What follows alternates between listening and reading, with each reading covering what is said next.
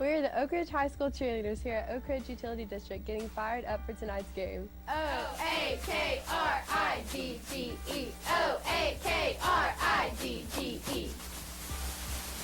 Let ORUD help you clean up after the game with the reliability and convenience of a natural gas water heater and the energy savings of a natural gas dryer. Host your friends in style and be the envy of the neighborhood when entertaining this football season with natural gas appliances. Purchased from ORUD using their 0% financing. Adding a natural gas grill to your home ensures that you will never have to run to the store before kickoff to fill up your propane tank again. Make the switch today. Want to cozy up next to a natural gas fireplace after your chilly night at the field? Let ORUD help you with the play-by-play to truly make your house feel like a home. So be the champion of your team and score a touchdown with Oak Ridge Utility District and natural gas, a winning combination. Let's go, Cats!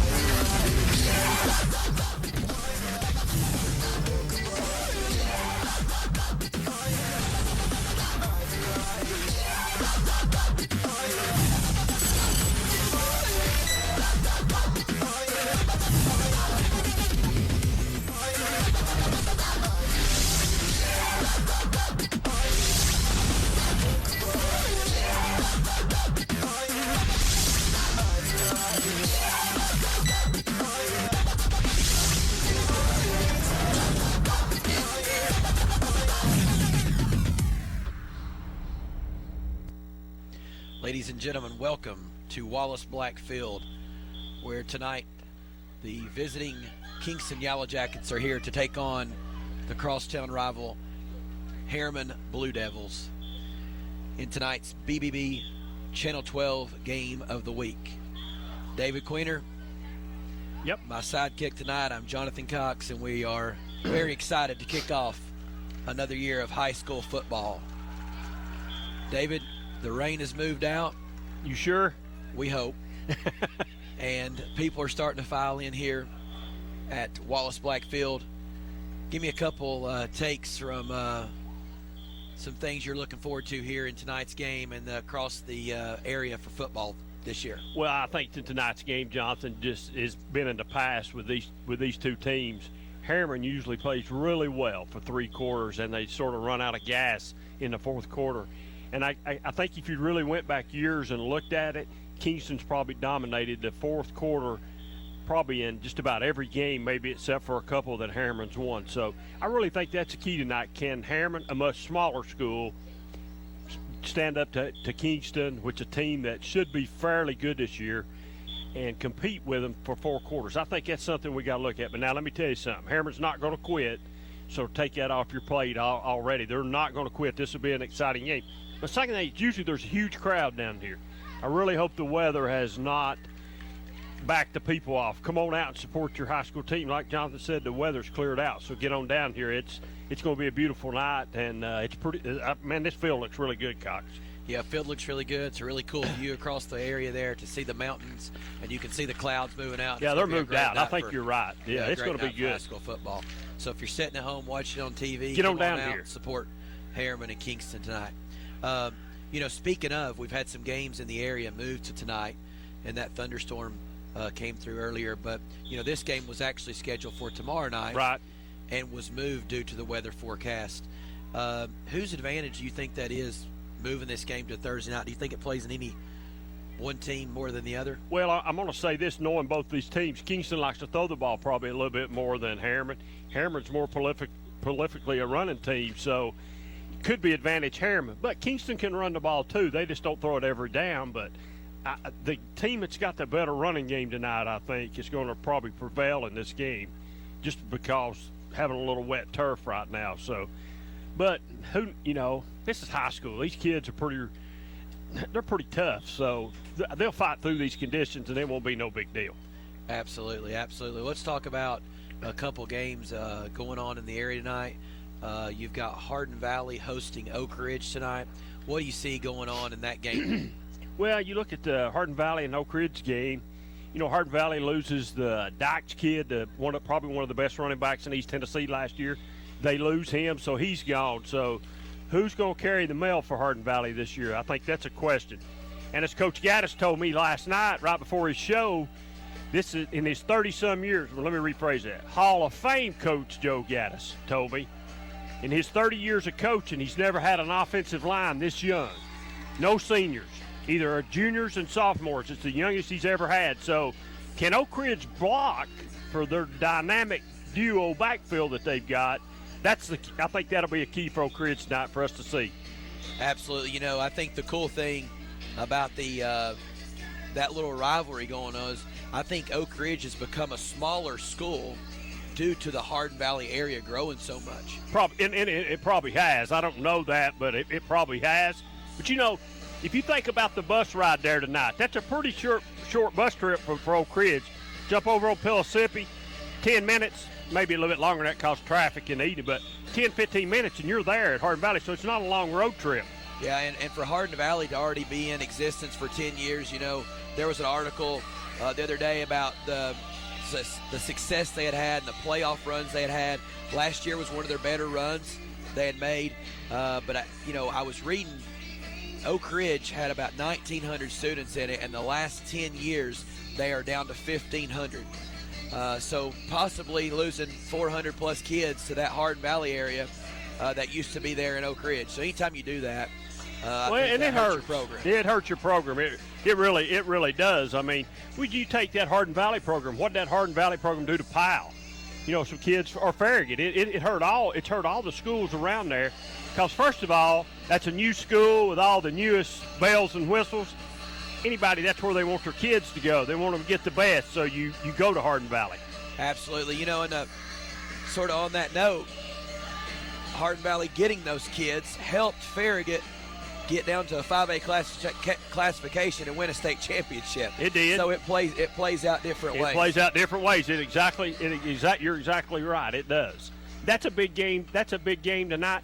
I'll be interested to see how that game comes out. We'll break that game down tomorrow night on the 5-Star Prep Friday Night Scoreboard Show. We'll break that down at 10 o'clock tomorrow night. I look forward to being able to do that. Maybe we can even talk to Coach Gaddis tomorrow night. Absolutely. Now, if you were going to give me a score tonight, a prediction of that game here, 30 minutes before they're going to kick off over at Hardin Valley, what would you pick? Well, I'm going to pick Oak Ridge. I just think Oak Ridge wins that game. I really do. Just because they've got Coach Gaddis, I really do believe they win that game. I don't know that I can tell you the score, but I would say Oak Ridge wins by at least a field goal tonight. Yeah, I like Oak Ridge in that game tonight. One reason I do, I've been around high school sports for a while now, and the Booker kid, he's a winner. He's going to be real. It's a real deal. Yeah, he's a winner. I think the biggest thing is he never looks the most athletic. He never looks the best. But when the lights are on in the biggest games last year, Booker in both sports was their best player, you could say, almost. You're right. And then another big game for the area will be Saturday night, the 5-Star Prep Saturday night game that me and you will be doing again, too.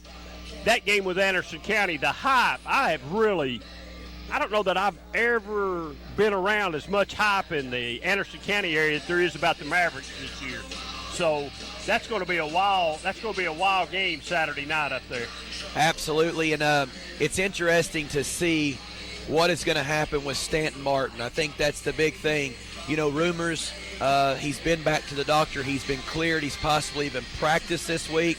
Other rumors that he might not even get to play until week 2 or week 3. I've heard both. I've heard both of what you said. So that kid is he is so much. He makes that team so much better. I mean, his skill set. He's good at throwing. He's good at running, and he's a leader, Cox. He's the leader of that football team. And as he goes, Anderson County goes. So, one thing that I've learned doing a little research about Anderson County and their success last year is he is so important on the run-pass options because he's so dangerous with his legs. He's good moving out in the flat. So, if he does play Friday night, is it one of those issues where he doesn't get to scramble a whole lot. That could be true. Hey, if I'm AC, I take care of him a little bit. If he was to play Saturday night, I personally don't think he's going to play. I think they hold him and wait later on in the year.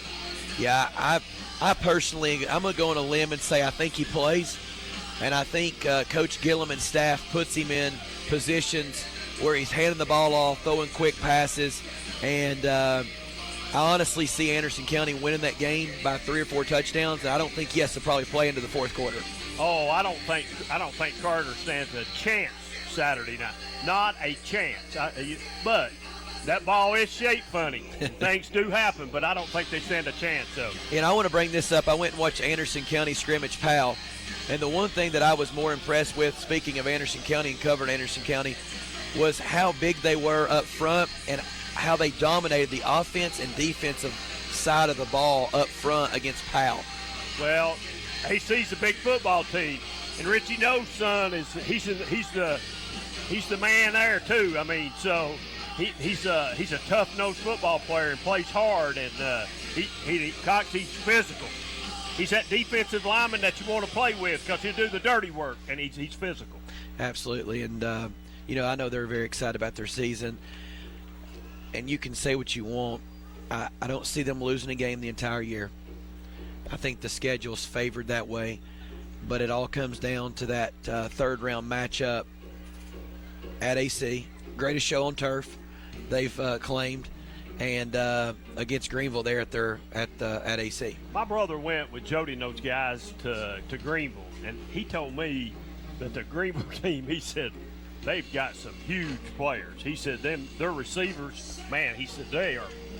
And they got some D1s up there, and he said they're just absolutely big. He said, so that's whatever. If I told you coming down here, I think if you could just bypass the season and go to round 3 in the playoffs right now at Anderson County tomorrow night or Saturday night, everybody would be happy with not playing any games and play that game, because I think that's a game everybody has circled. It's a state championship game of 4A football.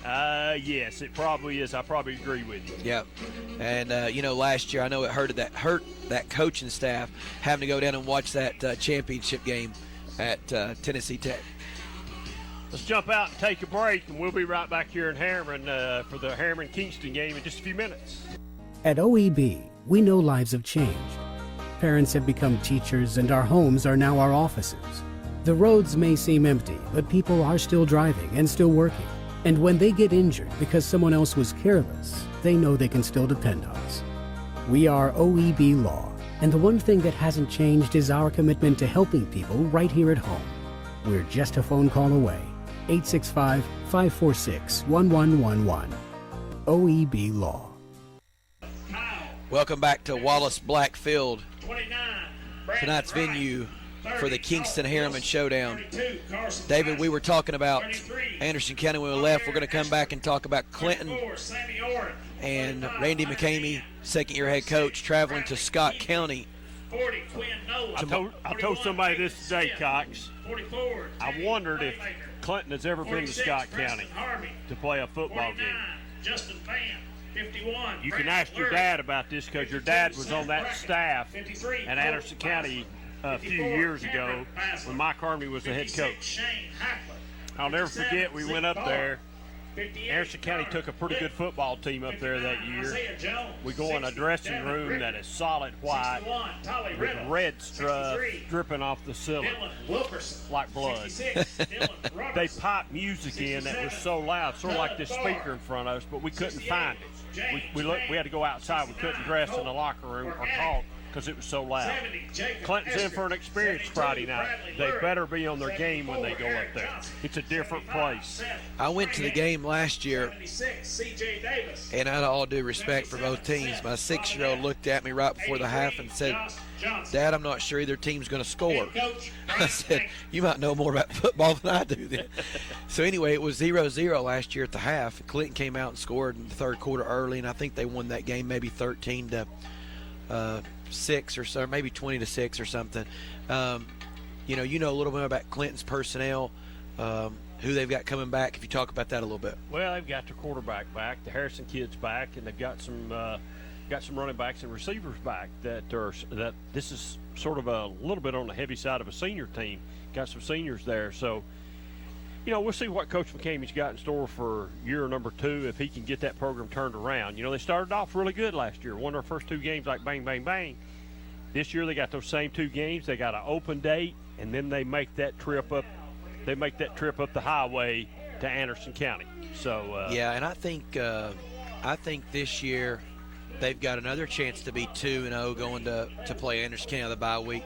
Unfortunately, I don't think Clinton is to the point where they're going to compete with Anderson County yet, but I do think their first 2 games are very winnable. Their second game of the year is the 5-Star Preps Saturday night game of the week, and they're traveling to play Seymour, which is Scott Galligan's new team that played at Tennessee and for the Miami Dolphins, and a local guy. And got to talk with him, and he's talking about how much he and Randy are in the same situation, having to change the culture of a football team and even a community. Interesting, Clinton's got the new facility they have for the indoor. Have to feel a little bit better. I know they went to CAK and really played well in a scrimmage. So I think Clinton has 2 winnable games to start the season. I agree with you. And what Clinton needs to do is what we thought they would do last year. Just win the games you're supposed to win. Win those games you're supposed to win. If they do that, they'll possibly could have maybe a 500 season. I don't know that they're going to go 500, but I believe they could win. There's a possibility they could win 4 or 5 ball games total. Let's talk about a few other teams here that, in our area of Roane County, and a few other games that are going on. Rockwood right now is Rockwood is at Midway tonight. That's a big ball game. Midway, a team that's constantly over the last 2 years, it's got a whole lot better. And Midway's got a veteran coaching staff, and Coach Webb's been there for a long time, and that'll be a knockdown dragout. We've done that game before, and it's usually a really good game. Comes down to something happening in the last minute or overtime, so watch out. That's a good game tonight. Yeah, still would like to see a few more Harriman fans make it out tonight down below us. The stands are a little. Well, there's a few people trickling in here. Maybe they'll get on in here.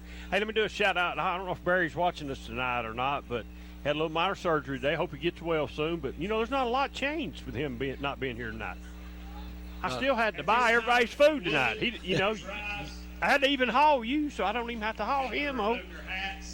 National anthem. We will have a moment of silence and then our national anthem. And I would like to mention too, during the moment of silence, please remember one of Harriman's greats, Coach Richard Pickle, passed away a few weeks ago. Let's keep the family in your minds.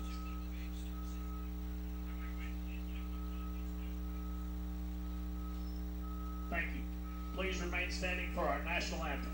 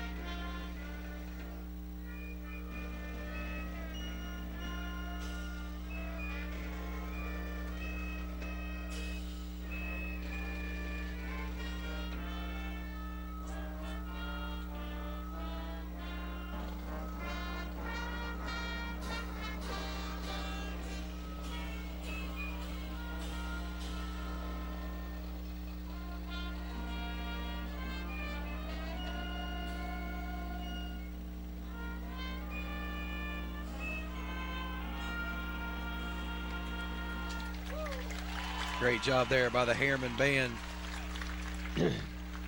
Most small schools don't have a band. Harriman does. They have a really good band. And the band will be Kingston. That you can see across the way. They take up half the bleachers over there. They are taking up at least a fourth of the bleachers. And it's really a good band. They'll put on a good show tonight at halftime. So we're fortunate to have 2 pretty good bands tonight. So David, Cox, I believe the weather's cleared out of here, man. Oh, the weather's great. It's This is going to be be a great night for football. Yeah, for high school football. Can you believe you're here with me and Brad Jones tonight in Harriman doing the football game? I feel really honored. Yesterday morning when I woke up, I can tell you that I definitely did not expect to be here in Harriman calling a game with the legendary David Quinn. The good news is, David, I did this for you and Brad, but in return, you will be on every Friday night call-in show with me. Yeah, no kidding. I got rooked into that something. No, I love doing the Friday night show. It's a great show because we dedicate it to high school sports. That's the part I like about it.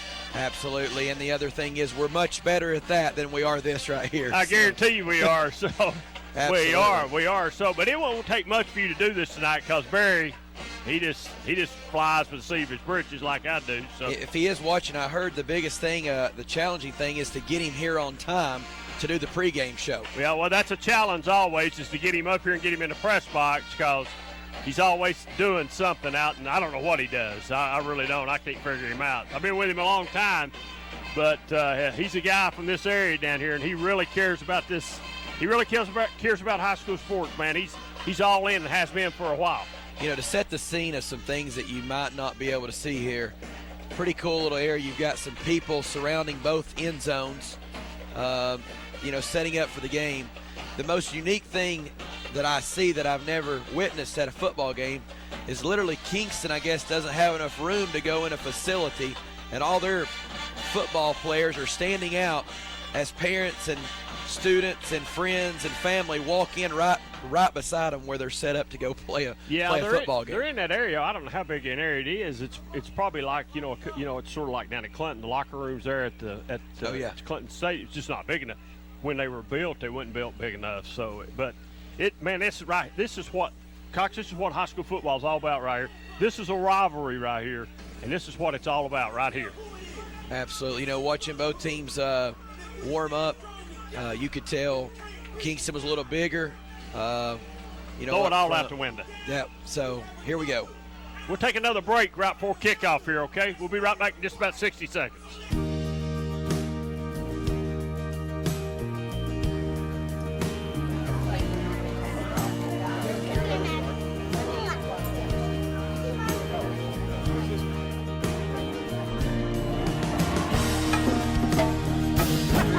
You guys support community here.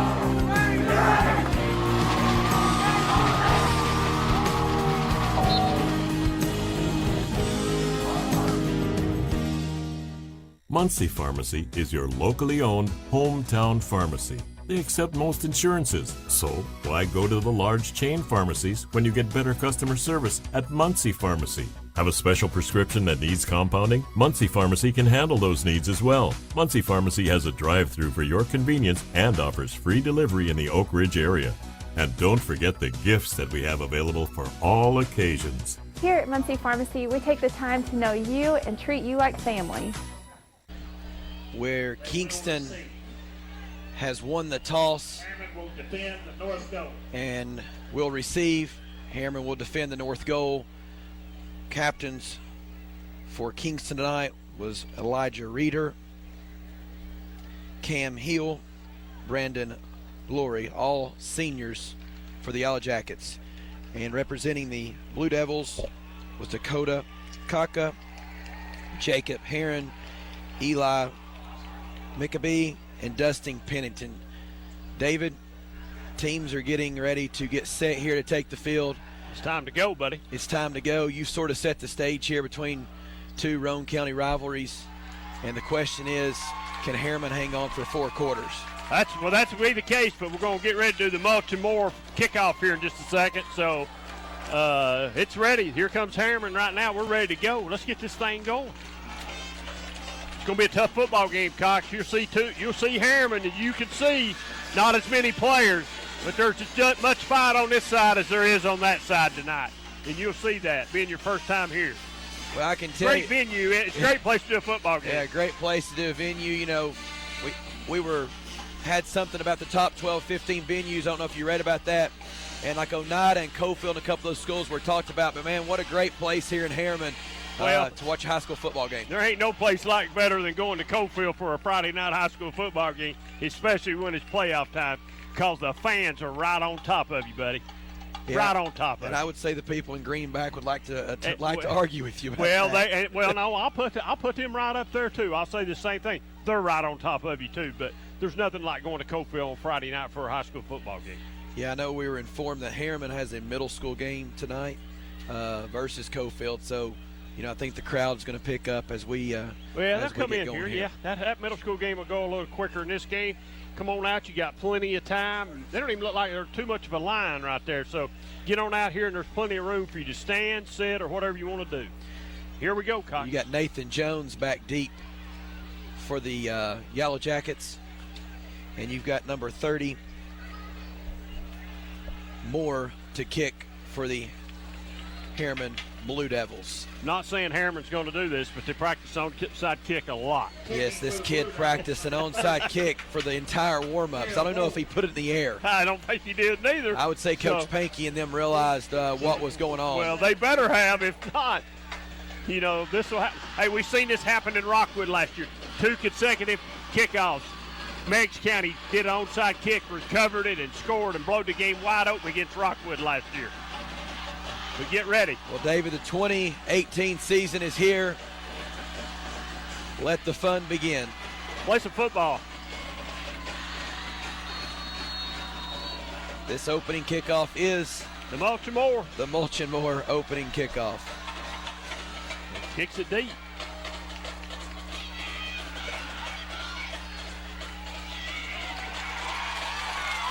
You've got Nathan Jones there on the return. I thought the wall was to the left side, not the right side. He broke it back to the right side. He must have thought he'd seen something, but not bad field position. Oh, we got a flag on it. Right off the bat, blocking the back. That's a typical high school call, man. Yeah, hopefully this game will not be heavily penalized, but early in the season sometimes they are. You see that. I wish somebody'd tell us who the officials are tonight, because I can tell you how the game's going to go if I knew who they were. That definitely looks like Tim Sharp in the white hat. I don't know that we've had him a lot. It just depends on who's in the middle. I don't know. They sometimes get flag happy really bad.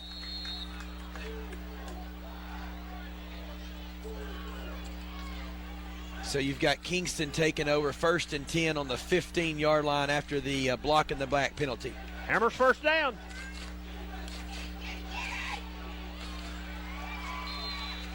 Nice gap there to run through for the running back, number 13, Elijah Hill.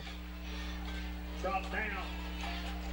Number 21, Blue Devil, Dylan Coca. So yeah, I think it's pretty standard here. I think Coach Pankey's obviously going to line up and run the football. Yeah, it's a pretty good pickup right there on first down. So you got 2nd and 1 here for the Yellow Jackets. That's Jones on the carry. Tackled by Love. Picked up another Hammer's first down. Hammer's been with us a long time, Cox. They sponsor these first downs for a few years now. Absolutely. For as long as I can remember, it's been a Hammer's first down. Barry's been promising to go by and buy me a coat for 6 or 7 years now, and he's never done it. I'm still cold. I'd say you'll stay cold. That's exactly right.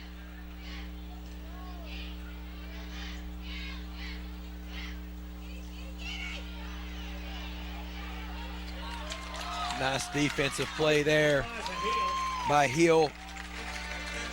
Brought down. And then had an assist there by Brown. I think Harriman can expect a good dose of the run here early, David. Yeah, probably so. I don't understand. Kingston picks up about 8 yards on that dive play, basically right up the middle through the 2 or 4 hole. But they want to bounce it outside. I just keep going back to that dive myself.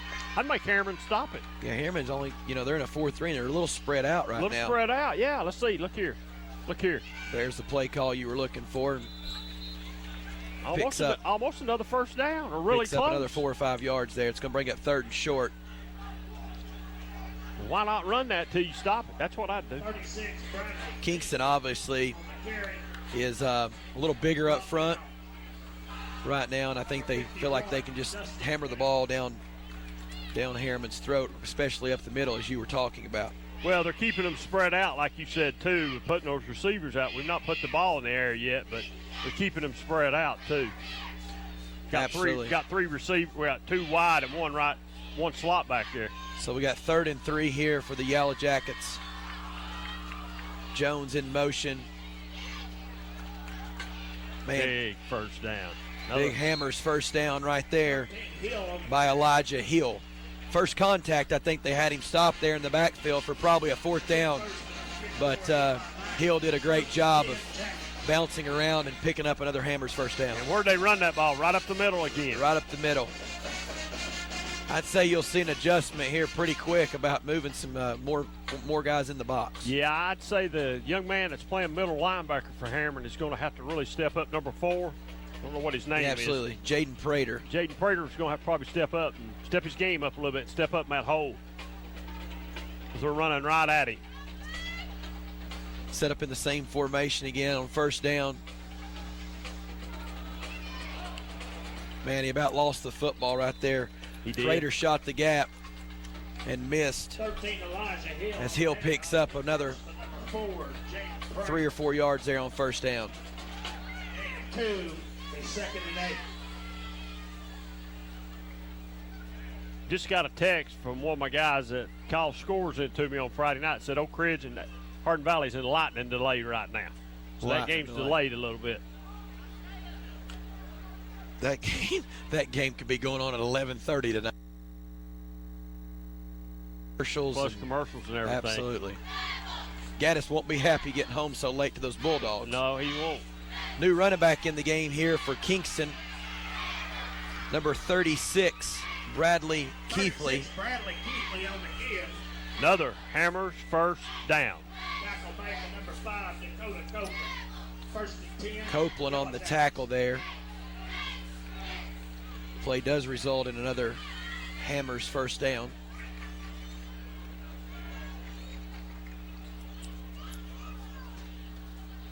It's funny to watch all the players and everyone and coaches and everybody just sort of getting the opening quarter kinks, if you would, worked out. Yeah, most of them just scrimmaged or had a jamboree, a quarter of a jamboree, and usually don't show much in the jamboree. What do you think about the jamboree as a football guy? Do you like that dress rehearsal, or is that something you're... No, I tell you why I don't like it, because usually you don't play your starters. Absolutely. Bradley Keithley there on the carry. David, you're a great football mind. You told Panky to run it up the middle, and there you go for another 8 yards. Run it till you stop it. I say it all the time, run it till you stop it. It's what Coach Webb at Rockwood tells me a lot, Cox. He's not known for throwing the ball. Run the ball. He's run it his whole career. Run it till they stop it. I've sort of bought into that.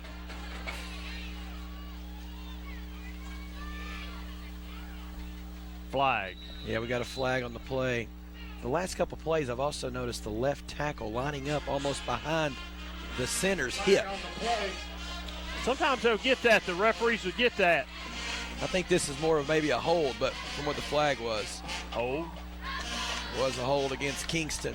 Now the question is, with them being behind the chains, or they have to put the ball up in the air right here on 2nd and 12. I run the ball right at him again. So you're running it for the next 3 plays to pick up another Hammers first down. Exactly. I'm running for the next 3. He's probably going to throw the ball, but I'm still running. I would run the ball. Be interested to see what happens. See, I think we've changed. I can't see the number from here, Cox. I think we've changed middle linebackers. Yeah, and they're playing more up in the gap now. Absolutely. He is going to throw the ball. Dumped it off, little screen pass. Good hit right there by number 6. Wow. These two teams are going to play to the echo of the whistle tonight, it looks like. It sure does. Good pass there. 5, Dakota Coca, and number 2, Giovanni Cromwell. Ooh, Kingston's speeding it up a little bit. Coca came up. Hammers first down. No, it ain't. Sir, Third down. 3rd and 2. Third down. I thought he got a first. Sorry. Questionable spot there, but when you got... Oh. Looks like we're going to have 4th and short here after Keithley runs it up the middle and gets stopped there by Coca once again. Keithley on the give, tackled by number 60, Mason Coca. When you got, looks like we're going to have 4th and we thank our spotter for coming out tonight, Dave. He does such a great job helping us out here. Yeah, he does, doesn't he? I'm spoiled where I do the PA. I've got 2 spotters, one good, one that's blind. This is a big-time operation, bud. We're going to have to get time out here. We've got a timeout by Harriman. Coach is not happy. He did not have the right personnel on the field right there for 4th and short. We're going to take a break. We'll take a break. We'll be right back.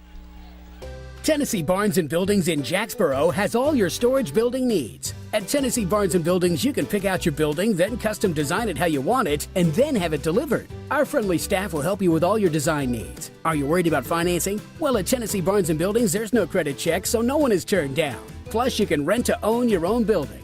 Tennessee Barnes & Buildings in Jacksboro says come on down for your next building. Or call 423-449-8139. All right, we're back here at Wallace Black Field where we've got 4th and 1. I would say anything outside of a quarterback sneak or anything right up the middle would really be surprising here.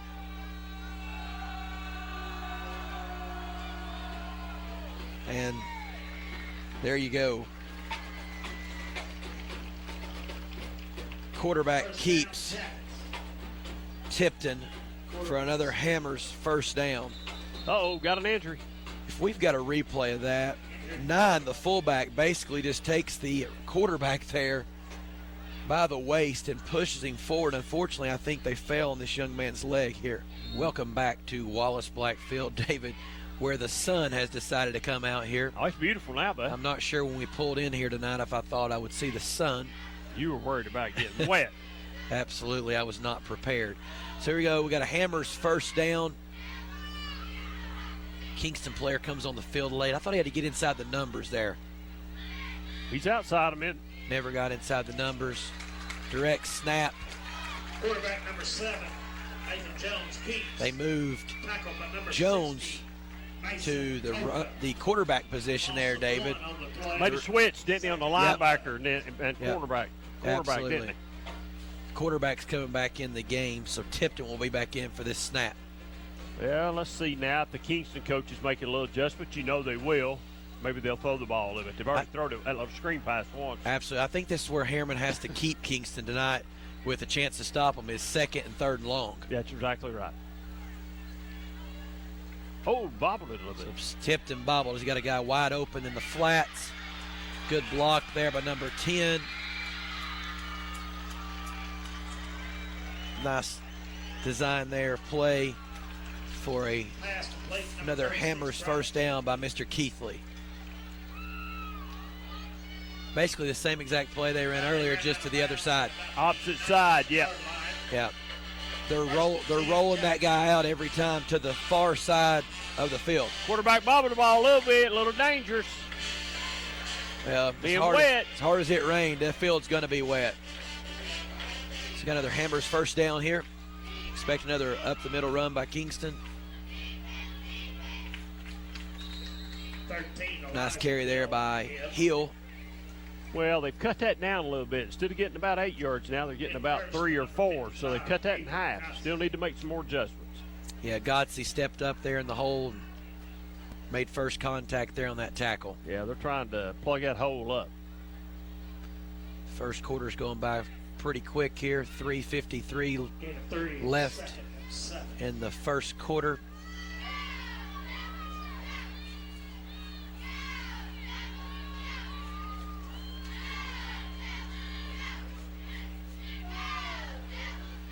.36 Keithley on the carry. Tackled by 54 Mickaby.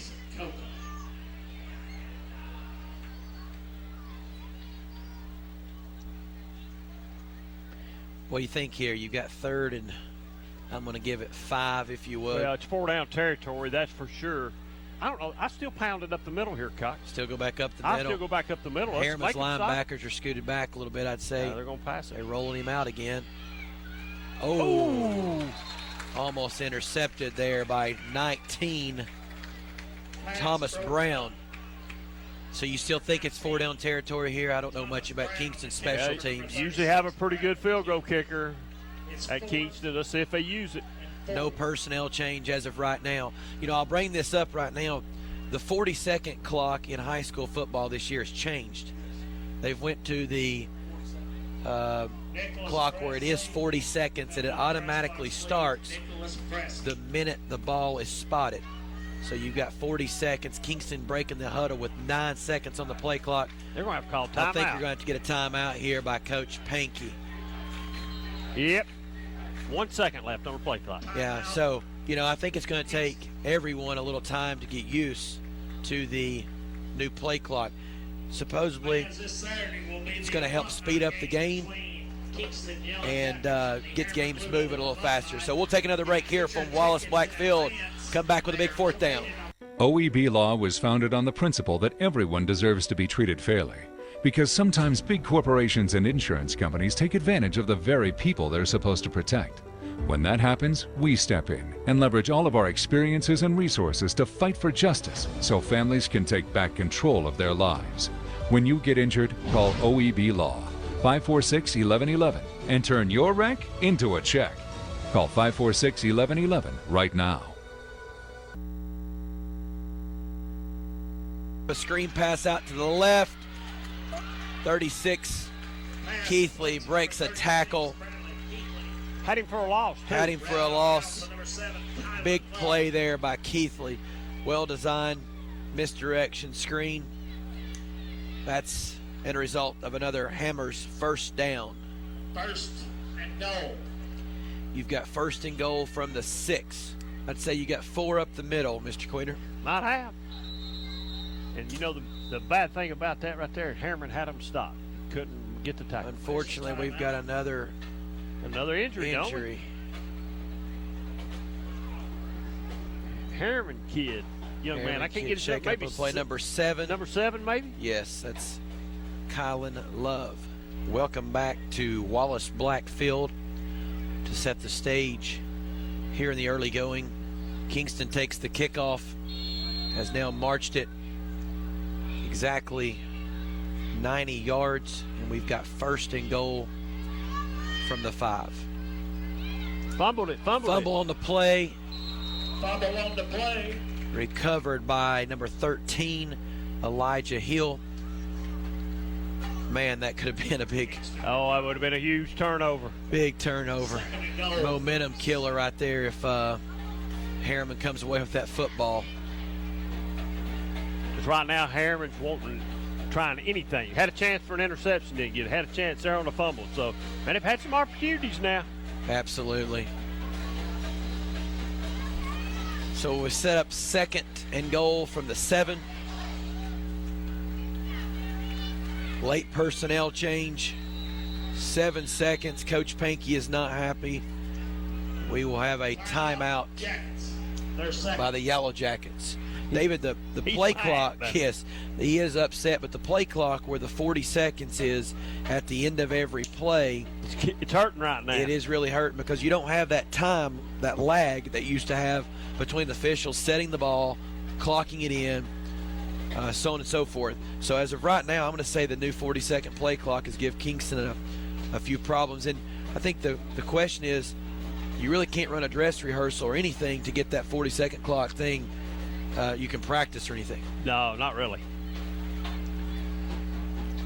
Big opportunity here for Harriman maybe to get a couple stops and maybe hold Kingston to 3.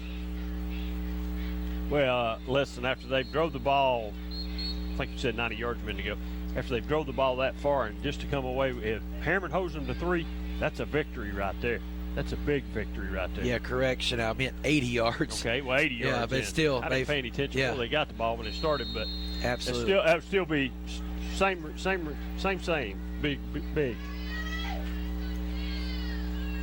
So a little misdirection going outside. Real good move there by 7 on the carry. knocked out of bounds on the 1. Real nice move by Nathan Jones there. They had him stop, and he got it outside. Kingston's looking to hurry. Harriman's trying to sub. Kingston can't get set, though, so Harriman's going to get the guy off the field. I'm going to say up the middle right here. Yep. Touchdown, Jackets. That's number 7, Nathan Jones. We have a flag on the play. Hold on a minute, got a flag.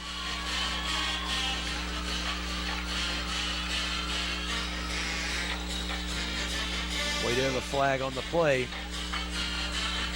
Far sideline. No flag. No flag. They waved off the flag. So a drive that took 2 minutes, covering 85 yards, results in a Jacket touchdown. You know, we talked about this earlier in the night.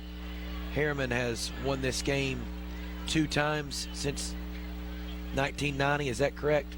I think so. The kick is up and good by Cromwell with 1:57 to go in the first quarter. The visiting Jackets 7, the Harriman Blue Devils 0. Well, return back here to Wallace Black Field. David, you sort of called it early in the drive.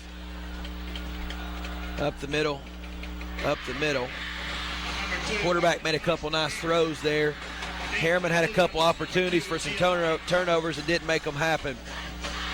Let's see what the Blue Devils have in store here on offense. Baltimore kickoff. Here we go. A little confusion here.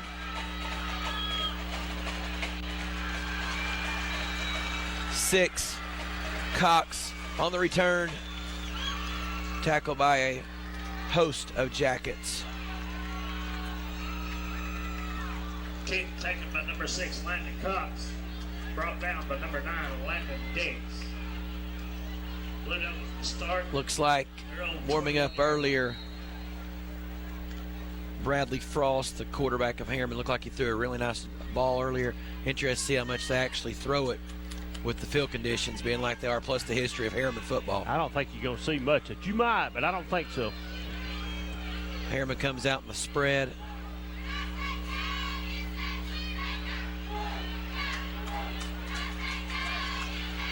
Yeah, the number 3. We got a flag on the play. Flags on the play. Multiple flags.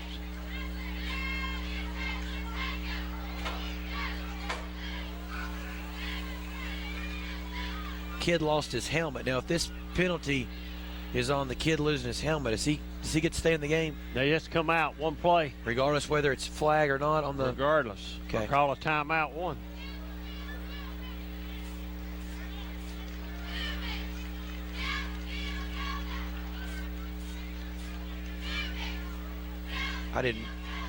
Did we get a horse collar on the offense? Ain't that what he indicated? It did look like he Legal participation. Legal participation.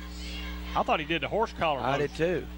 Illegal participation. Man, that's a big penalty right there. What is that, 10? It's an 8-yard gain. Now it's a 10-yard penalty. First down. Wow, that's a swing of, what, 18 yards? Wow. Wow, that's big. Wonder what happened right there on that play. I didn't see it, but he looked like he gave a horse collar indication to us, so. Well, we've got another Hammers first down, but it's for 1st and 20, and they're going the wrong way.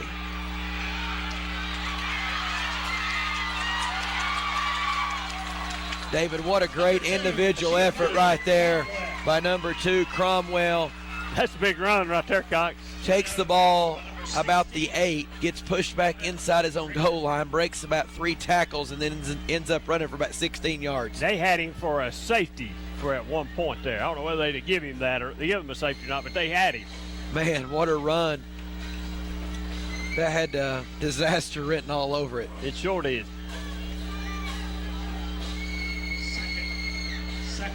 We got 2nd and 14, for the Blue Devils. He's open. Oh, wide open. Oh! Cromwell with a big catch. What a play. Great throw, great catch.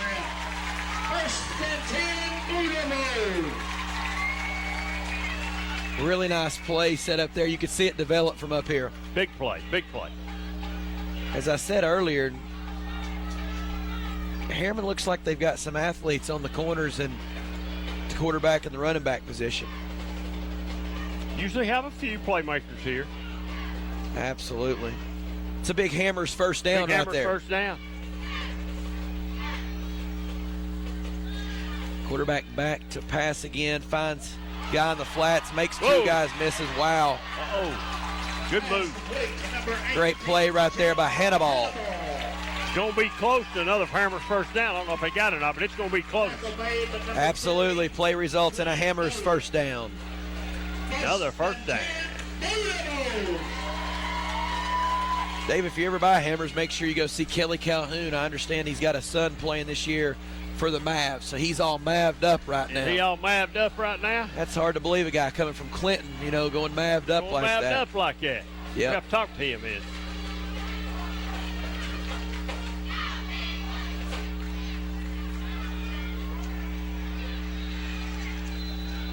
Handoff to number 3, Tristan Copeland. Just not there much for Copeland on the carry. This could be the story of two totally different type of offenses. Yes. Well, typically Harriman runs that, I don't know what you call it. It's like wing tee sort of stuff, but looks like they're in a little spread tonight. Absolutely. I think they'd have a hard time. The two throws they've made have been pretty good. Yes, I think I want any kind of ISOs we could get on the corner if I was Harriman right now. Yeah, they've made two pretty good throws, and the kids that have caught the ball have done really well. Yes, they've both made multiple guys miss. And the last young man to catch the ball might be the littlest guy on the field, Cox. Absolutely. He's a little guy. He might be the slickest guy as well. Yeah, I mean, he's got some speed, though. So we got 2nd and 9 here for the Blue Devils.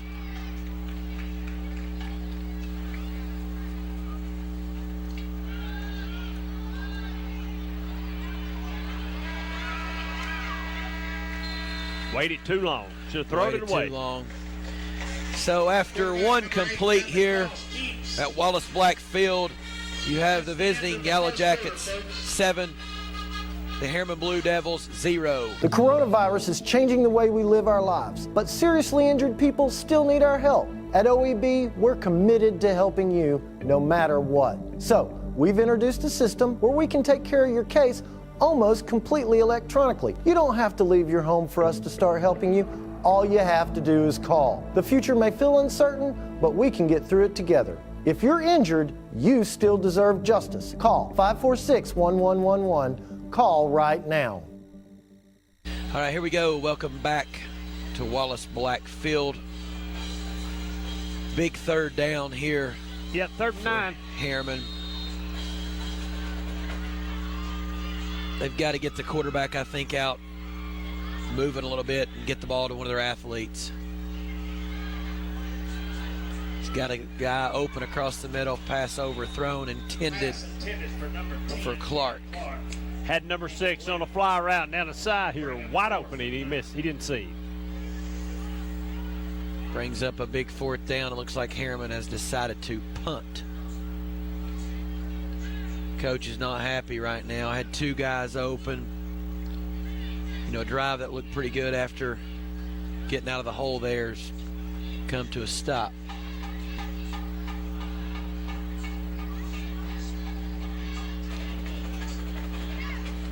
Kingston doesn't look like they're setting up for much of a return here. It looks like they're boarding a punt safe return.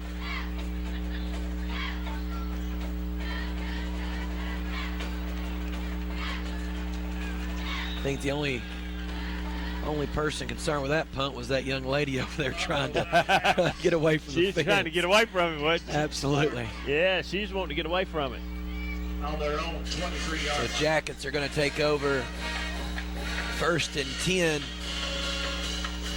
at their own 24. Yep, Big Hammer's first down. Here we go.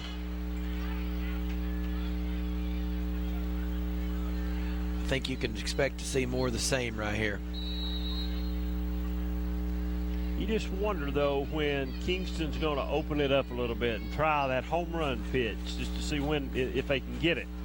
I think if you get anything going one way on a play action, you could probably get it going. Yeah, you probably could. New running back.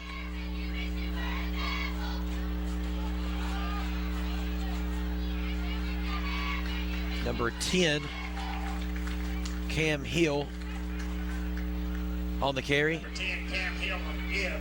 Brought down by a host Blue Devils. Tackled by Cox and Love. Tell you what, Cromwell, I don't know what grade he's in, but he's a good-looking athlete. He moves around out there really well. He does. Unfortunately, our rosters tonight do not have grade. They just have position. 7 there on the carry. Jones brought down by 54, Mickabee. Yeah, he only got about 1.5 yards there. This is a big 3rd down. You're right, it is. Get Harriman back, offense back on the field, and get the defense off the field. David, the crowd continues to grow here at Wallace Black Field. Yeah, there's people, you see them coming through the parking lot now. They're coming on in. Come on, folks. It's pretty out here. It's absolutely a great place to watch a football game. It is. Big 3rd down here. Oh, run up the middle. I don't believe he got it. I don't believe he got it. Oh, no, he's close. It's according to which guy they go with. I think he's going to be short by about 1/2 yard. Big decision for Coach Pankey coming up here. Tell you what, you're talking about 2 different spots. The guy on the Kingston sideline is sideline guy coming in above it. He was absolutely coming in about the 34, and the ref on the Harriman side comes in, side judge, and he's got about the 30, about the 33. Well, it's close enough we're going to measure it, so let's see.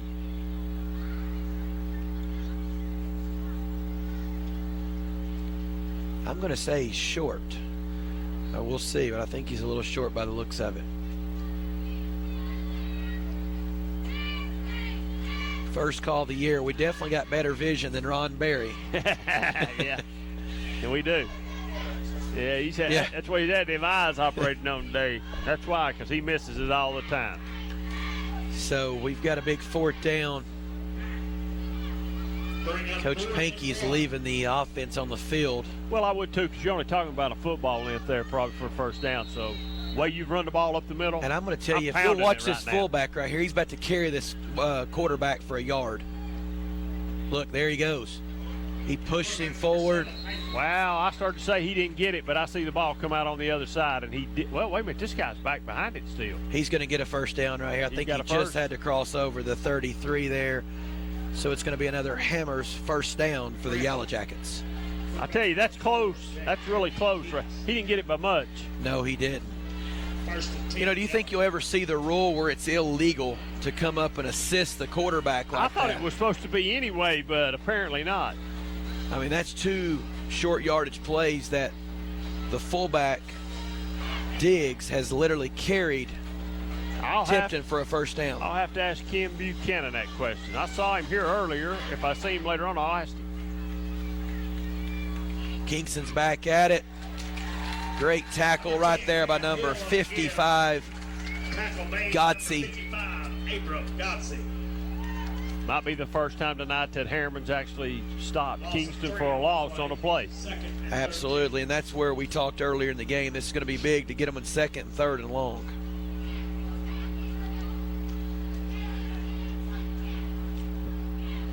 It's always exciting as a coach and staff to come out and know that you've worked all summer and you get to play your cross-town rivals. You just want to come out on the right side of the win here.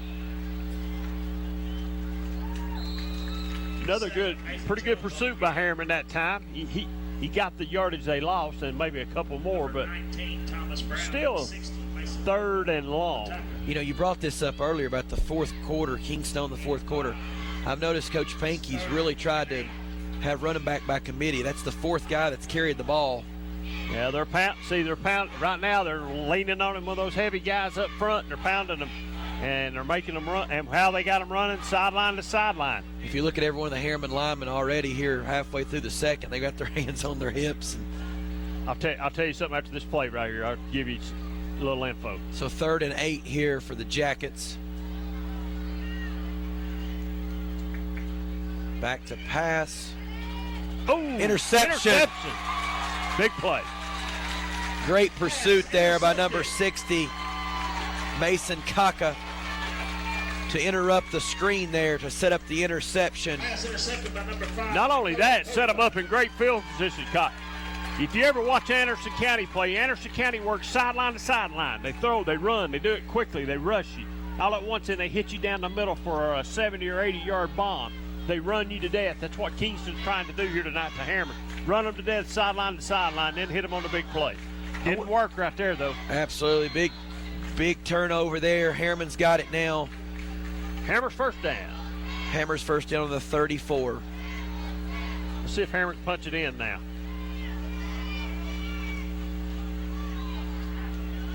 Got a couple. Quarterback keeps there for a couple. I thought they might come out and try to go deep right there and use a couple of their athletes. I did too. That's what I was thinking. Maybe they'd come out and try that little pass across the middle again. That little swing pass, that little scat back. I've always wondered this. When you got a guy like number 8 going both ways, why do you have him come all the way to the sideline That's a really good question. There's a lot of coaches I'd like for to explain to me what the philosophy in that is there. You think with a wristband you could give a number. And that'd be it. Yeah. Yes. But that young man's running an extra 30, 40 yards. Oh! Deep pass there, intended for Cromwell. Incomplete. Kingston's got out of that man coverage. Now they're too high safety. They're not going to let anybody behind them, that's for sure. Man, and defensively on the receivers up, man, their defensive backs are playing right up in their face almost. They're about as close as you can get. So, yeah, they definitely have help over top, though. They got the help over the top. Big play here after a turnover for Kingston's defense. Surprised by how many players Kingston actually has dressed out tonight on their sideline. Got a bunch. For a 3A school.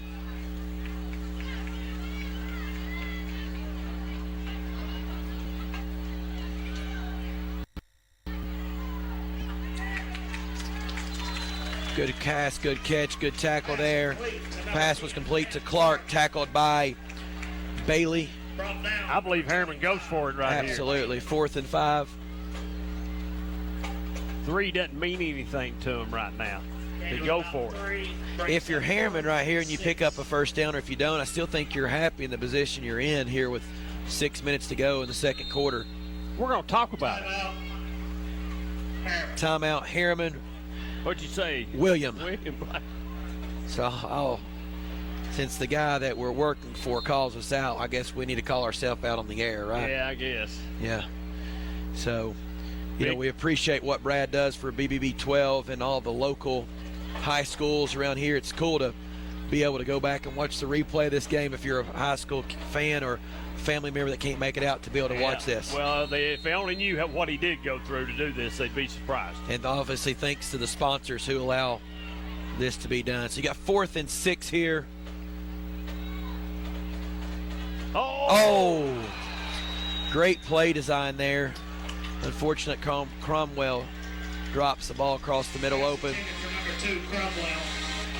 A little crosstown rivalry going on out there. A little talk going on. You got a little talk going on. But hard to say much when you drop one, but go make another play later. He had it, didn't he? Right in his hands. Absolutely. Kingston takes over for another Hammers first down on the 30.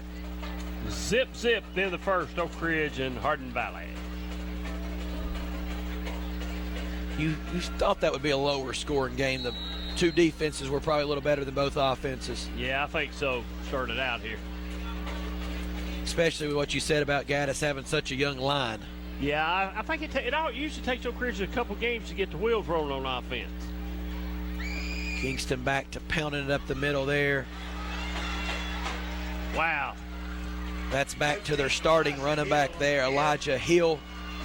Hill seems to hit that hole pretty hard. He does. Picks up about, 11 yards, 11, 12 yards for another Hammers first down.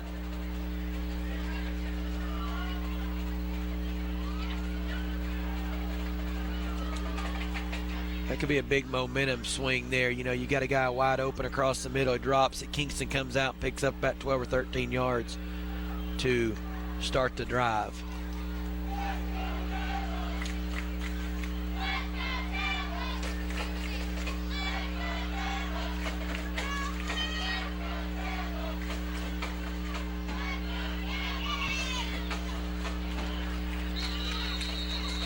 Whoa. As we said earlier, they'd be playing to the echo of the whistle. There you go. Jones on the reception. Tackle by Darby. Loss on the play. Loses about 4. Yeah, it's going to bring up 2nd and 14.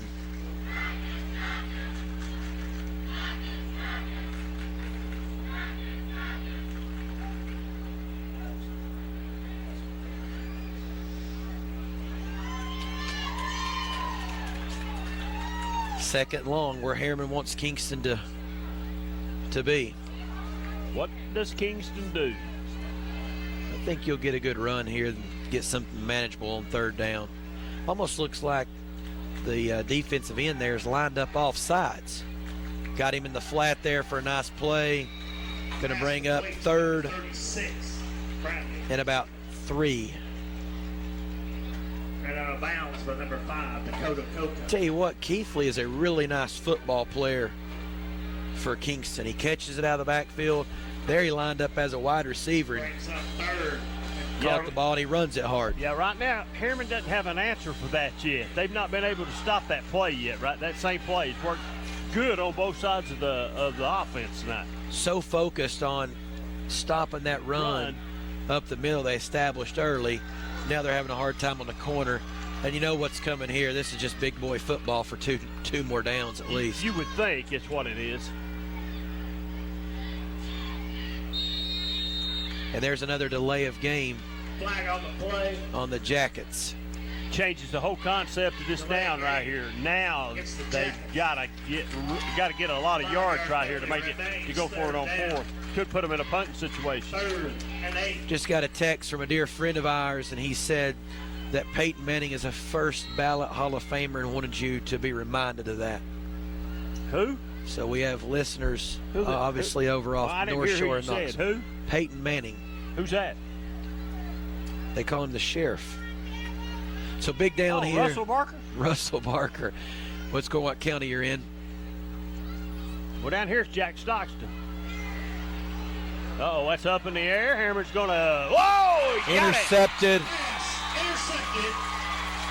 Both the DB and the wide receiver both mistimed their jump, and their safety was just sitting there. Said, I got it, baby. Yeah. Number 7, Colin Wood.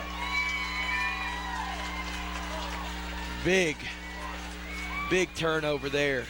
That penalty of delay of game was the difference in the play call. Changed the play call. It really did. So, you know, we talk about penalties all the time and turnovers, and sometimes penalties lead to turnovers, and that's what exactly happened right there. And that was big because there's 5 minutes and 8 seconds, plenty enough time for Harriman to go down and score right here and tie this thing up going into halftime. Absolutely. You feel like Harriman's a big play away from scoring. You do. They almost did it a couple series ago. Absolutely. He got the end to bite on the handoff. Big play. Big play. Great play right there by Bradley Frost. 1st and 10, Blue Devils. The end just took a false step toward the running back right there, and he was done. He was done. So now the way that Harriman's starting to run the ball a little bit and throw the ball, something's going to open up here in a minute. And you look for the passing game to open up because Harriman's not known for throwing the ball a lot. So maybe that's a part of the game that really opens up here big for Harriman. Another Hammers first down here for Harriman. Little misdirection. Good tackle by 34, Sammy Oren. 3, Tristan Copeland on the give. Copeland on the carry. Picked up about 4 there off the Hammers first down. Get about 4 there. 2nd and 6. I know I've said it earlier, but it's just what a beautiful scene for high school football here. It is, isn't it? Two-story press box, hot dogs on David Queener. That's exactly right. He's going downfield deep again to Cromwell. Cromwell with the catch. What a play by Cromwell. Harriman, if they found one thing early, it's Cromwell's a player. That's why I told you they're going to come back to that. Absolutely. That was huge right there. Absolutely. Big for another Hammers first down. Look, there's still plenty of time on the clock. Cox 3:52. Plenty of time. Slow it down a little bit, guys.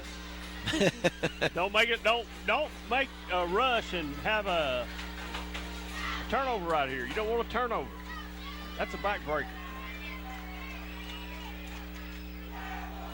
Say they're going to go back to the read option right here and see what they get. Quarterback keeps it for maybe a gain of 2. Gain of about 1. Tripped up by number 6, Trey Schultz. Second, about 9. David, I would say that now that Cromwell's back in the game, you're going to get Frost out on the wide side of the field here. Let him make a play with his legs or get it to one of his receivers. Trying to figure out what Harriman's doing. They're waiting awful late in the play clock to get on the field. They're going to have to take a timeout. Is this their third and final timeout? Yes. It might be. Where Harriman has used their third and final timeout to set up the 2nd and 9 play.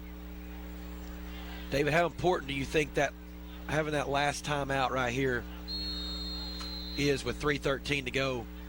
Well, I think if you get in a situation of 3rd and whatever here, you'd like to have that timeout, maybe to talk about, or maybe 4th and whatever, just to talk about it. Now they've got to do it on the run. They're not able to talk about it. This new play clock, who knows? I would say that you'll probably see somebody across the middle or 18 in the flats. Probably.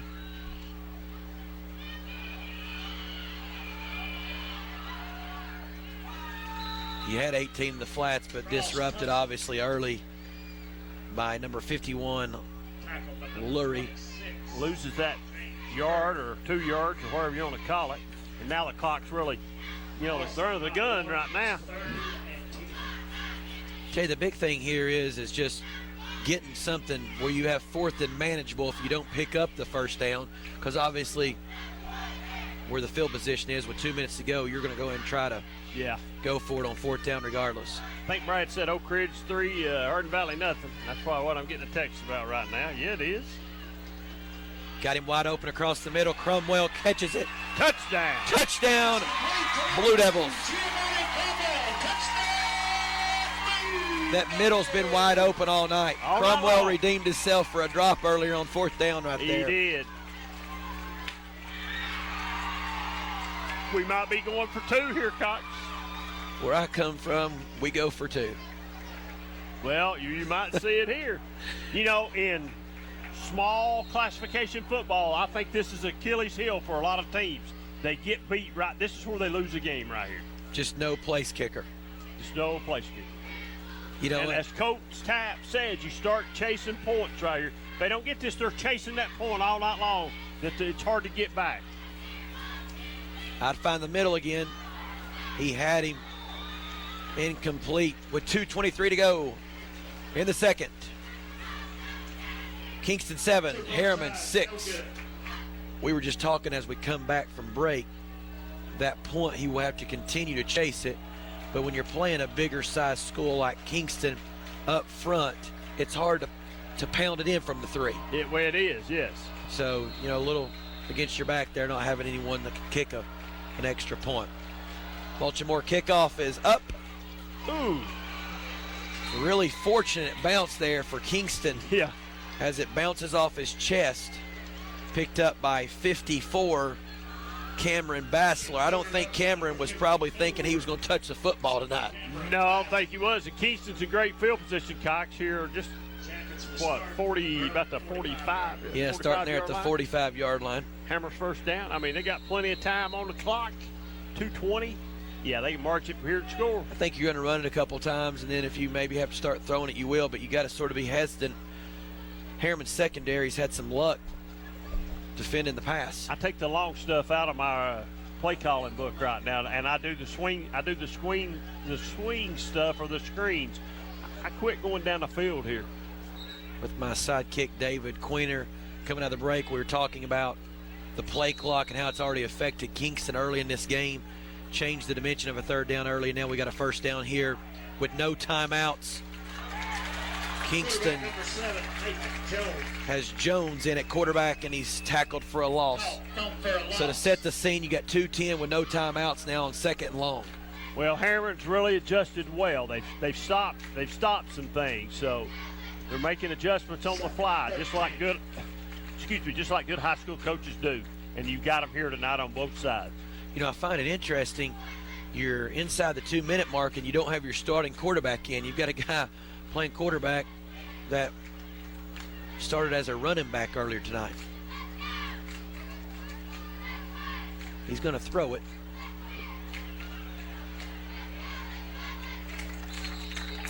Nice play there by Harriman. Maybe that's why he's in there, is to run the ball. Yeah, he didn't look like he was.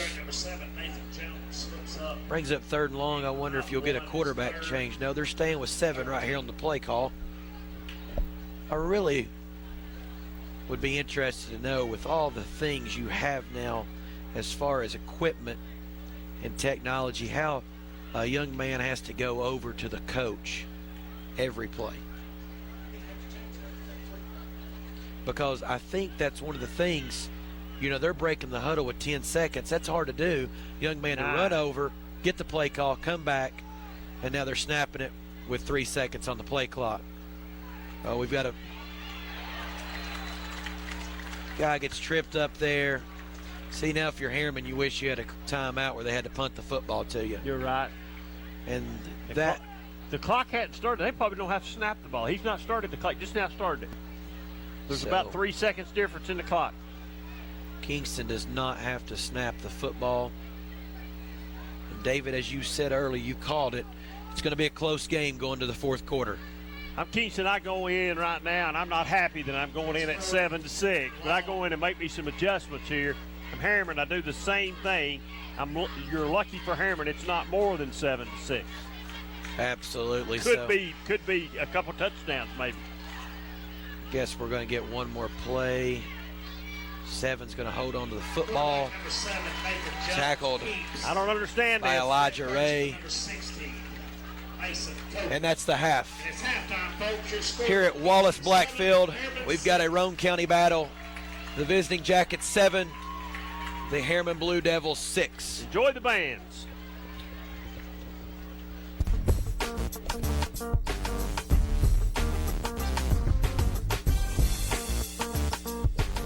Hi, I'm Nikki. And I'm Emily. And this is your Scoreboard Snack Attack. So this time we are going to be doing a really fun, easy football snack for hosting parties at your house, pickled mozzarella sticks. We're going to go through the ingredients really quick and then we'll get started. So this recipe calls for 8 whole dill pickles, 8 sticks of string cheese, 1 cup of flour, 1 teaspoon of garlic powder, half a teaspoon of paprika, kosher salt, ground black pepper, 3 eggs lightly beaten, 2 cups panko breadcrumbs, and 1 tablespoon of chopped dill for garnish. So now what we're going to do is you're going to take a pickle, you're going to cut off each end, which I've already cut off that end. Then you're going to core out the middle of the pickle. Kind of messy, but it would be really fun to get your kids involved doing this. Yes, it'd be a very neat project for kids. Just make sure that you have it cored out all the way through to the other end. After you do this, then you're going to take your string cheese and you're going to just put it inside the pickle, which will push the rest of the pickle out. And then with the leftovers on the end, you're just going to cut it off to match the end of the pickle. So after that, then we're going to...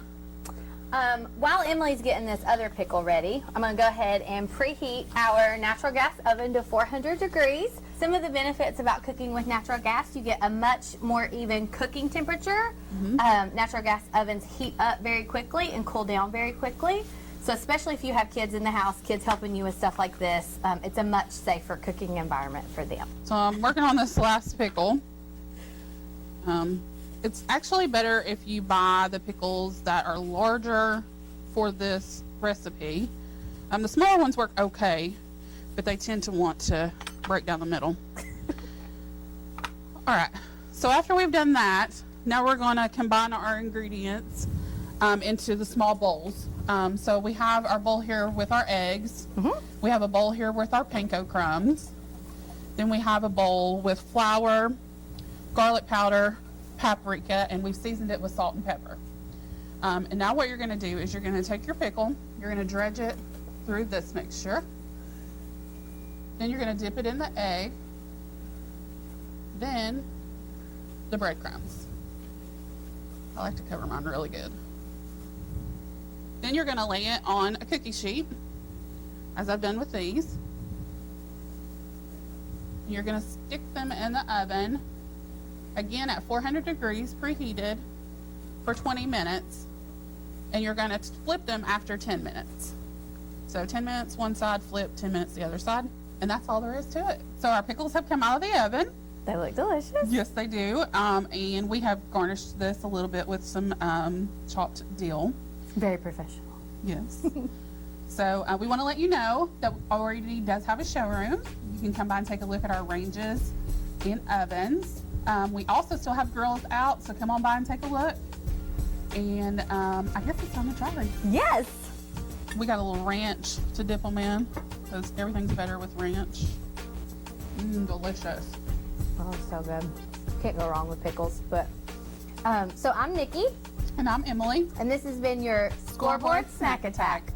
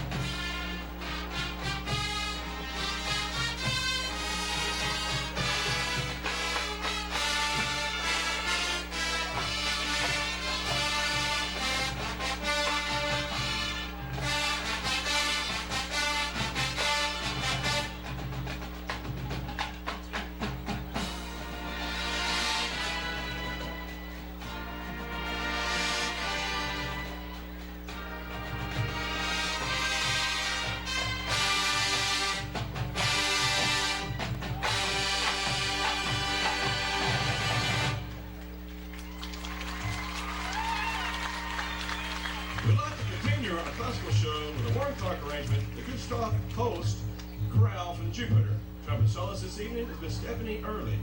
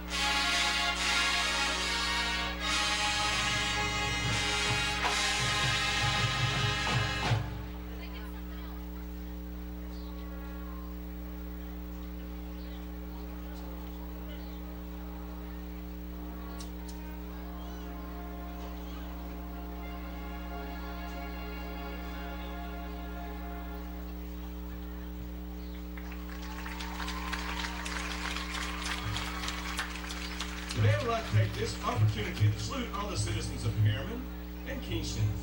We want you to participate in our next song and see which side of the stadium can get the most rowdy. It's time to make some noise as the Roane County High School Band plays both schools' fight song, Washington and Lee Swing.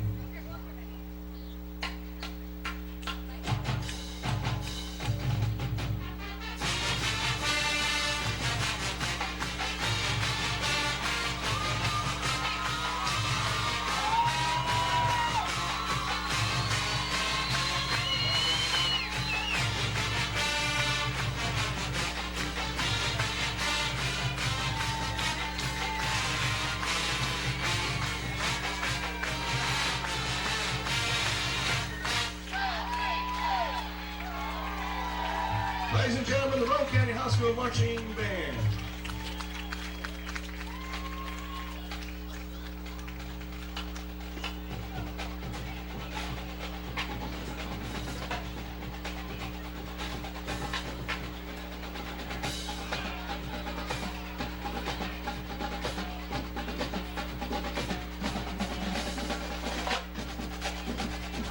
(1952). That's the year Hammers opened the first store in East Tennessee. Now there are 5 stores and there's always something new. Like in Hammers' popular ladies boutique department, you'll find the lowest price possible on new arrivals every week. Find similar deals in the men's department and the expanded rug department. Plus, special purchases always offer surprise savings. You never know what you'll find next at Hammers.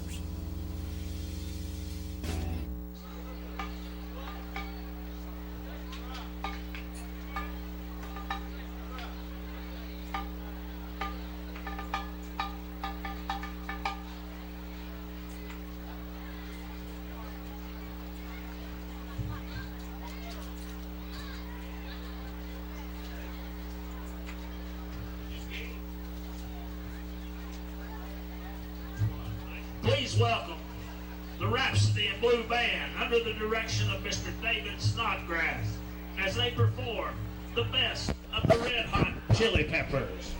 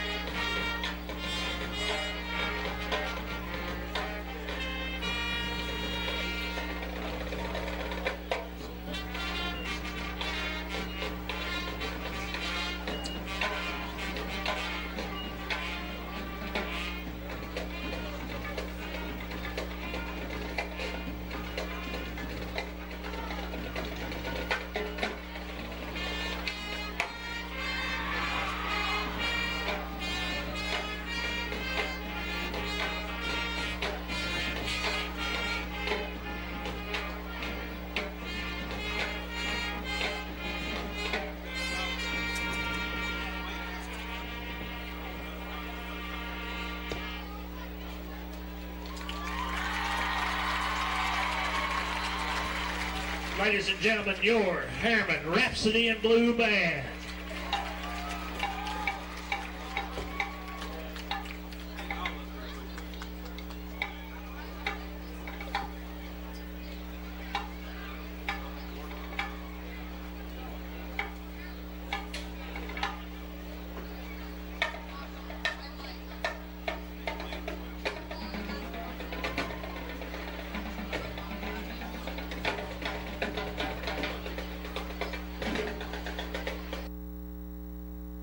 Tennessee Barns & Buildings in Jacksboro has all your storage building needs. At Tennessee Barns & Buildings, you can pick out your building, then custom design it how you want it, and then have it delivered. Our friendly staff will help you with all your design needs. Are you worried about financing? Well, at Tennessee Barns & Buildings, there's no credit check, so no one is turned down. Plus, you can rent to own your own building. Tennessee Barns & Buildings in Jacksboro says come on down for your next building. Or call 423-449-8139. At OEB, we're committed to helping people who get injured. With the outbreak of the coronavirus, we understand you might be afraid to leave your home to get legal help. We want you to know that at OEB, we can get you your help by just picking up the phone. We can take care of almost every aspect of your case electronically, so you don't have to leave your house. The future may feel uncertain, but we can get through it together. Injured? You still deserve justice. Call 546-1111. Call today. Cromwell still getting attention on the sideline. We can't play till we can get him off the sideline. They're going to have to get him and drag him over the line there. Get him off. He's probably done for the night, man. You know, once you cramp, it's hard to get rid of him. I'm not sure exactly what happened there, you know, at halftime, but he come up, he was cramping the first play of the second half. Yeah, he was. And now you take away his favorite target. Had an interception, Cox. He dropped it. Sure did. I think the Kingston faithful definitely thought he had an interception. Cam Clark broke up by number 10, Cam Hill. Frost definitely losing his favorite target's going to hurt him. By far, and a young man that's got a little speed and can catch the ball, too. Absolutely. Knows what to do with it when he catches it. Fourth down here. Deep. Nathan Jones. Jones is a pretty elusive player. See what Harriman does on the punt. Punt it to him. Yeah.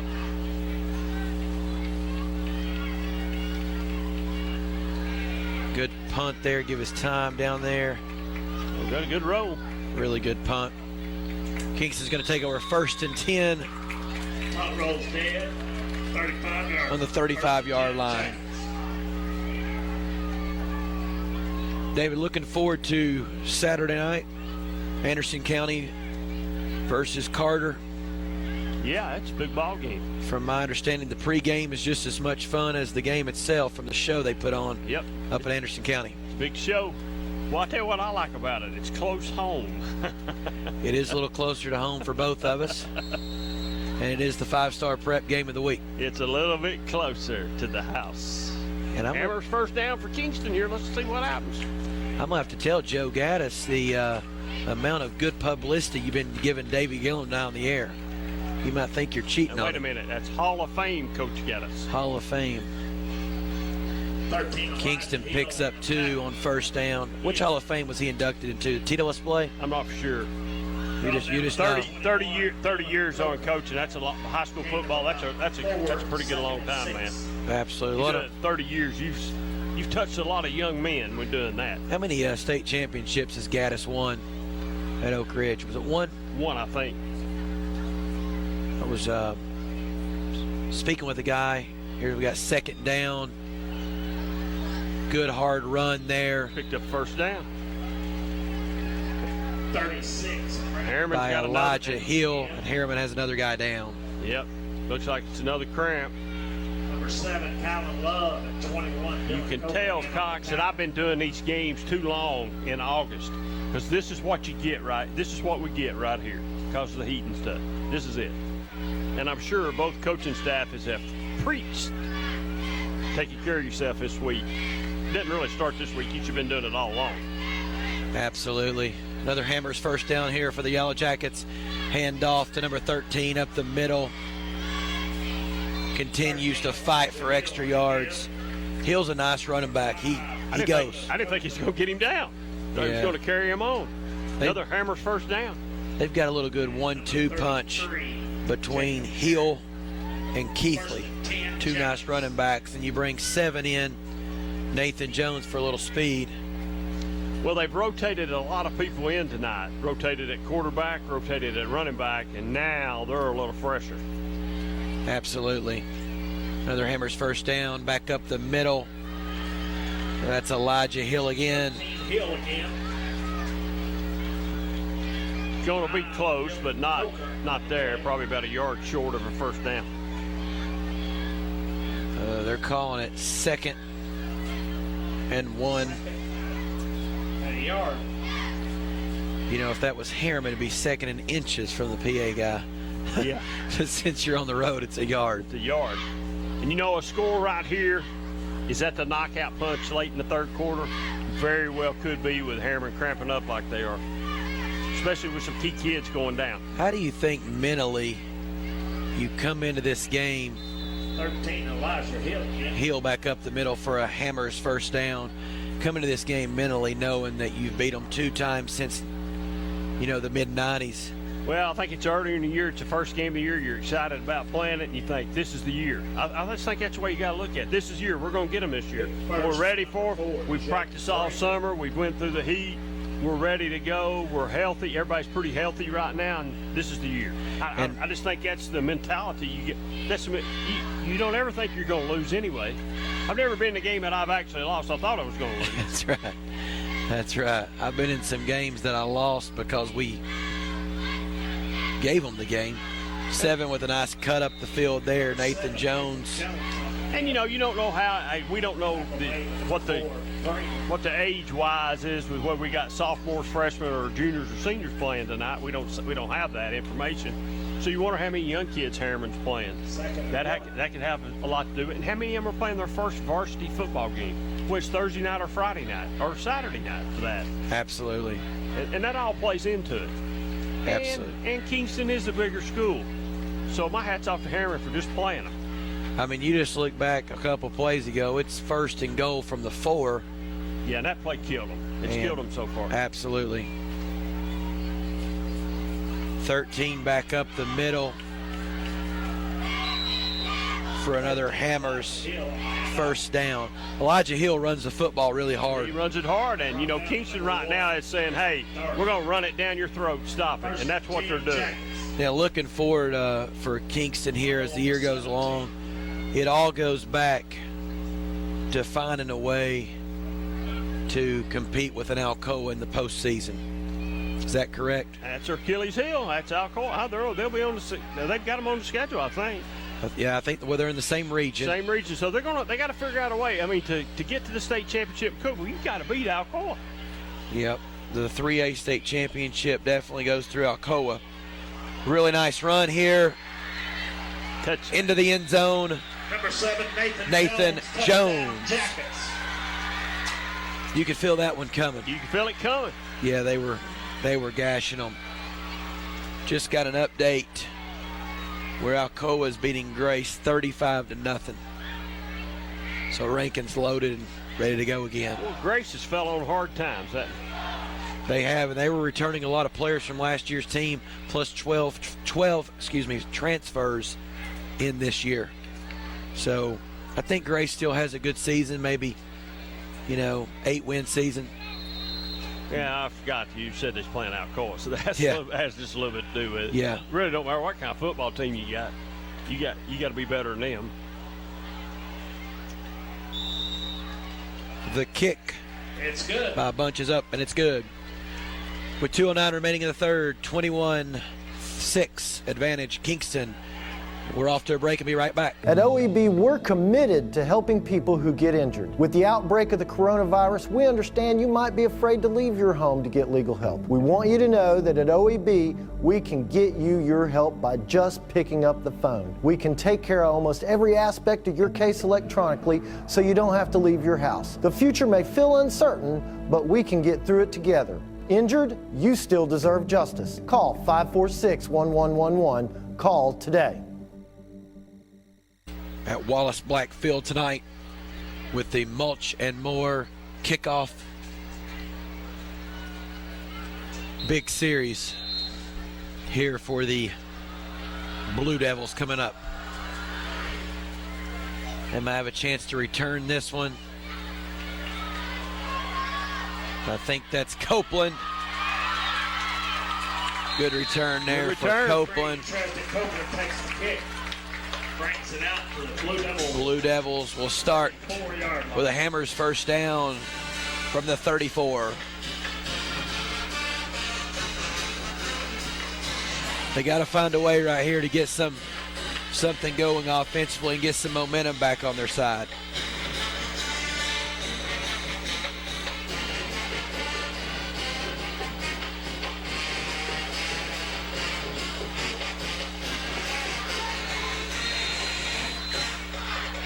I still don't see Cromwell back out there. No, he's on the sidelines.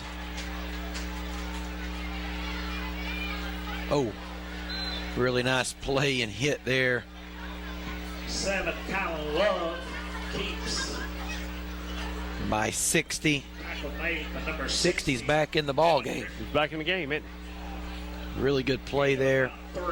He didn't look too good earlier. Quarterback change for Harriman. Kylan Love. He warmed up on the sidelines at halftime a little bit with the starting quarterback. They moved him to running back. Kylan throws back to the running back, Copeland.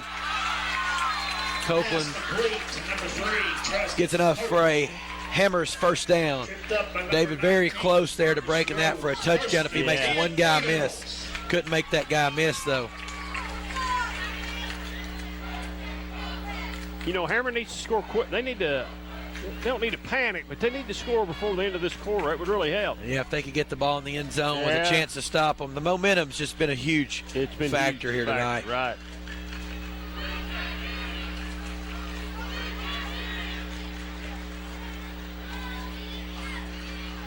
Good pass there. Good catch out in the flat. Pass complete, number 10. By Clark. Good first down gain there. Darrell Bailey. Here's Cromwell back in the game. 2nd and 6. You know, Harriman should have a little bit of success this year. I think they'll be all right. Got some good athletes. Yeah, I think well they'll be all right. coached.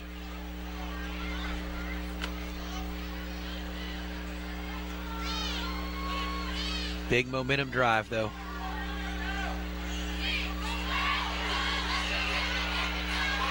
Uh-oh. Uh-oh. Ooh. Was that the quarterback that made that tackle? It was. He took Coach Tapp out, too. Uh-oh. We get a little chipper now, buddy. It's getting a little chipper. Yeah, that's 2 forced passes. I'm not sure that the quarterback was not down there before he threw the football. Boom! Man, that's a late hit right there by the quarterback. He's 2 or 3 yards out of bounds. And the quarterback made a big play earlier on defense, so welcome back. Have we got the replay on that, Brad? See if we can get the replay here. We'd like to look at it because Mr. Cox thinks the quarterback was down. Let's see here. It has to be really close to being down when you throw this football. Rolling. No. No. Should have just held on to it and took the loss right there. Lived to play another day. It'd have been 3rd and probably 8. And lame duck throw, man. And then they're way out of it. They take Coach Tapp out of it. I mean, he hit him outside of the coach's box right here. Oak Ridge is rolling 16-0 on Hardin Valley. All right, man, he's out of bounds big time. Big time. 16-0 Ridgers. 16-0 Ridgers. 35-0 Alcoa over Grace. Halftime, Rockwood and Midway were zip. I don't know what it is now. If they're back to playing, they were a little bit behind us.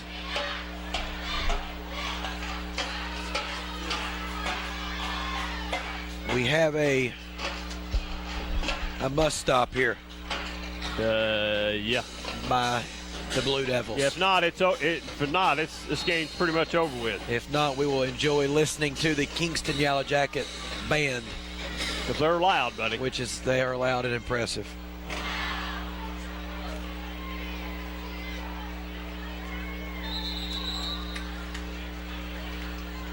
Nice job there by the Harriman defense.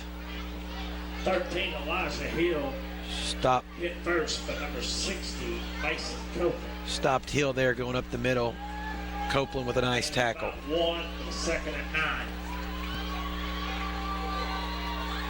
What games got your attention most tomorrow night across the greater Knoxville area? You know, I'm not really for sure. I tell you what's got my attention the most tomorrow night be Clinton and Scott County. What Clinton does tomorrow night. In that environment. You'll take Clinton, Scott County. I will give my game as soon as the ball is snapped here. Of course, up the middle again, just milking that clock. Hill's been solid tonight. Offensive line for Kingston's done a good job. I'm going to take tomorrow night's game of Catholic and Maryville. Game of about 2. Central scrimmages Maryville 2 weeks ago and has them 14-14 with the ones, which was surprising. Catholic, I think, has a big question mark. But doesn't Catholic have 3 D1 commits and their juniors on the offensive line? They do have 3 D1 players on the offense. I would say their best player outside of that is a freshman wide receiver. Thanks to Brad letting us know we're live. Nothing better than live television. To catch you every time, buddy. As I said, we are a lot better on Friday nights than we are on Thursday nights. So 3rd down here and 7. Must stop here by the Blue Devils. Pass falls incomplete. A little better throw that time by the quarterback. It wasn't way up in there. It looked a little bit better. They need to work on it, though. Yeah, Coach Pankey's decided to punt the ball away here and let his defense keep putting pressure on the Blue Devils.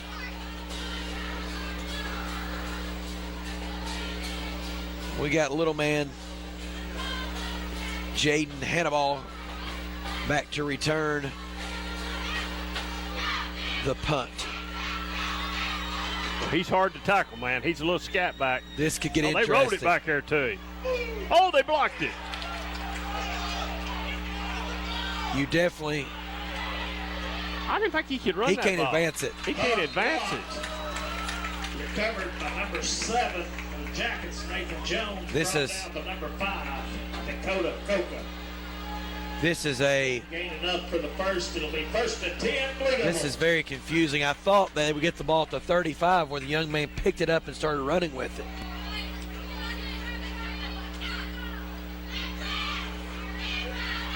Well, I didn't think that's another question I'll ask. I didn't think you could do that. If there's an official watching, I'd love to know an update on whether you can. How could you advance a blocked punt? I thought it was dead. And I thought even Harriman could try to pick it up and run. If they fumbled it, it would still be there. Yeah, it'd still be there. Their football. He's got him up the seam. He missed his receiver. And I'm telling you right now that that's not pass interference. I think it's going to be offensive pass interference. You think it is? Okay. Yeah. Well, if it's defensive pass interference, it's not. That was not defensive pass interference. Cromwell was wide open up the seam. Yeah, he missed him. Thought that's who he was going to. The Harriman kid just run over him. Pass interference. It's pass interference. It's against Harriman. Against the Blue Devils.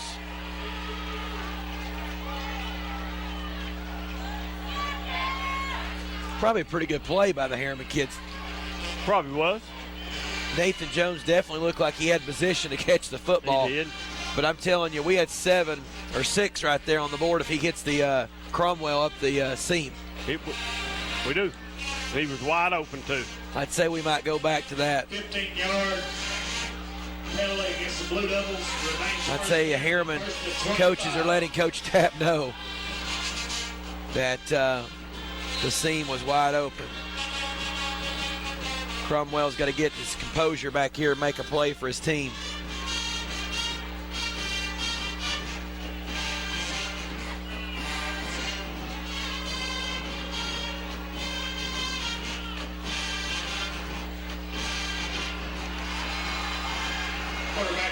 You know, Cox, looking ahead just a little bit to Saturday night, Anderson County is the type of team that doesn't huddle a lot, but they do a lot of looking to the sidelines.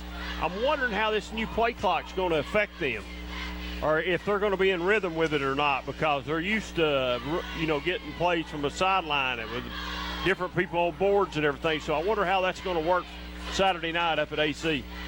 You know, I know Coach Black, it's been a concern of him since the rule change back in the spring, and he never huddles.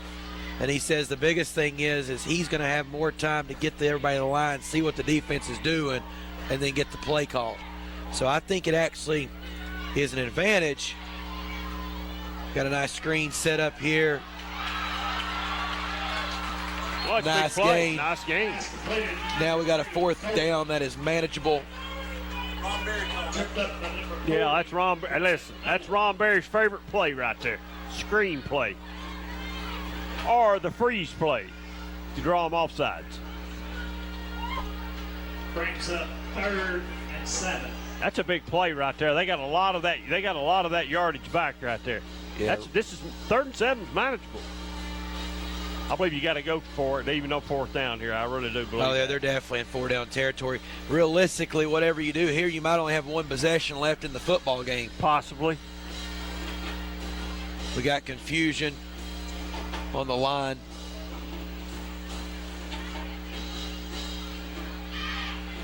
Oh, he had him and he missed him. Big sack there by 34. Quarterback number 8, Frost. Number 7. Sammy Oren. 7 was open across the middle and he didn't throw it. Kingston's very fortunate, if you're watching this replay, not to get it in sportsmanlike conduct, as 34 gets up and claps in his face. And we're back here, 4th down. Obviously the game riding on this 4th down due to the time.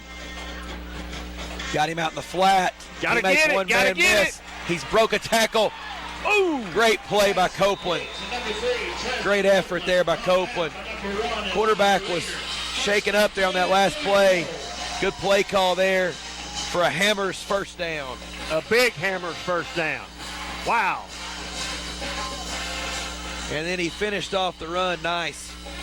Nice job there by Copeland. Kingston's trying to sub here. They're going to call. Driving a black Chevrolet. They got the defensive guy in. Number 0914R8. Oh, they tackled the wide receiver. Well, that's illegal. Good play there. You can't just tackle him. That's illegal. You know, we've had a taunting play that's been missed. We've had a late hit out of bounds that's been missed. Now we have that. Come on, guys. I mean, 18 comes out of his break and just gets tackled. Good play there. Harriman kids, by Frost. Smart that time. Get the ball out of bounds. Stop the clock. Stop the clock. 7:33 left in this football game. This is a big score right here. Big Makes score. this a game, and then we get to see an onside kick where you'll bet. They've been practicing it. Yeah. Most people have a net on their sideline. They're practicing. Oh, he dropped the ball. Cromwell drops again. Cromwell, incomplete. He's had a really nice night, but a couple drops. I bet you throw that to him 10 more times, he catches it 10 times. I'd bet money. We have a timeout. He looked away to see if he's going to get hit. By Kingston. Looks away, goes turns to away. catch Watch it, it. turns to look. Turns his head to look, see if he's going to get clobbered right there. And I don't blame him. I probably would have too. Absolutely. We'll go to a commercial break on that. Muncie Pharmacy is your locally owned hometown pharmacy. They accept most insurances, so why go to the large chain pharmacies when you get better customer service at Muncie Pharmacy? Have a special prescription that needs compounding? Muncie Pharmacy can handle those needs as well. Muncie Pharmacy has a drive-thru for your convenience and offers free delivery in the Oak Ridge area. And don't forget the gifts that we have available for all occasions. Here at Muncie Pharmacy, we take the time to know you and treat you like family. As we come back here to Wallace Black Field, David, what do you think here? You think they're spreading it out? Are they going to run their little read option? I don't think they run that read option myself. I think they spread it out right here. Might see a screen pass. That'd make your boy very happy. Very happy. Oh, they do run it. Touchdown. Got a touchdown wide open in the end zone. Little man. That's a great play right there by Cam Clark. Well executed. Coach Tapp really takes the timeout Kingston calls to his advantage to set up the play he wanted. Yeah, he wanted. Might have run a pick play there. They very, very well could have. Whatever it takes to score. Whatever it takes. Now we got a ball game now. Absolutely. Now here's the 2-point conversion that's crucial. Got to make it. They ain't got no choice. You know, I don't know if I don't come back with the same play, but on the opposite side. Run the same play, but run it to the right side instead of the left side. I still think the quarterback is better out in open space on the move. Much more comfortable than he is in the pocket. I'm looking for number 2 here. Go right back to the same play, and he drops it. Man, he had another guy wide open in the back of the end zone. He did. He had the other guy. This guy caught the touchdown in the back. Here we go. The guy sort of feeding in behind him right here to the left, wide open. Good throw, catchable ball. Wide open to back over. Wow. As you said earlier, chasing points would kill you. Chasing points will kill him, and it's got him in the ditch right now. Where a 2-point conversion failed early in the first half, and then again right there late in the fourth quarter. And here we go for the onside kick that 30 was preparing for early in the game. Let me go back and say something about Cromwell dropping the ball. I'm going to give him credit for being out there because, man, he's really cramped up tonight, so he's fighting through it. That's the first thing that everybody ought to know. It's just tough break. You know, another thing is you don't see many high school wide receivers these days not wear gloves. You know, the way they make gloves now, he doesn't have a set of gloves on. He didn't have a set of gloves on. We're getting ready for the Baltimore kickoff here. Onside kick. Ain't going to be no kickoff. It's going to be an onside kick. It has to be. This has to be. Yeah, and this guy early was working on it. He actually was pretty efficient in warm-ups. Let's see how it works. Here we go. Oh, offsides. Well, they say the ball's still out. It don't matter. It's still fumble. Harriman has the ball, tries to pick it up and run with it, and gets hit. Got a flag for offsides on the kicking team. We have a flag on the play. Doesn't matter. Brad, can we get that over again? You'll see before the kickoff, the Harriman guy on the far side. You see right there, he's offside. That guy's offside. Why is he knee down right there? Well, the kicker actually, I think it might be the guy that jumps on him. Man. See the Harriman guy down, you see his leg down there, he's offside before the ball is ever got. No flag. I guess no flag because Kingston recovered it probably. But I thought the guy's on the ground right now. And then you jump on him, ball comes out. Well, how is it not dead right then? Wow, if he just goes down on the ball, it's Harriman football. Well, it's not the first unusual play we've had tonight. With 7:12 here to go in the fourth, Kingston's going to take over with a Hammers first down on the 43-yard line with 7:12 to go, up 21-12. Now, if Kingston just plays conservatively and run the ball like they've been, Harriman's got to really get a turnover. So we got to get aggressive. We got to try to strip the ball if we can. Because I don't think Kingston's going to throw the ball right here for nothing in the world. Coach Tapp's got 3 timeouts. Wonder if he takes one, if he gets a quick stop right here. No surprise, obviously, right up the middle. Pushes forward, falls forward for a gain of 4. I think he's going to save his timeout right here. Kingston has a player down. 36, Bradley Keithley on the give. We're cramped up, buddy.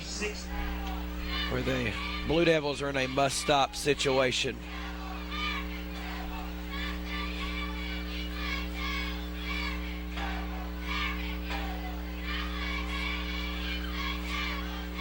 Good tackle there. Up the middle by Gotze. Tackle by number 3, Copeland. David. Flag on the play. A late penalty there. Kingston's walking backwards, so let's see what the call could be. I would think they'd call a taunting after that one earlier got away with it. Dead ball and sportsmanlike conduct against Kingston, so that means the down counts.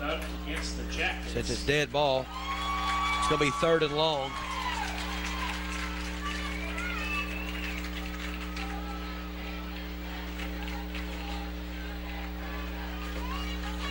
As the Harriman student section is chanting, "You can't do that." Good atmosphere here tonight. Big crowd. Huge crowd.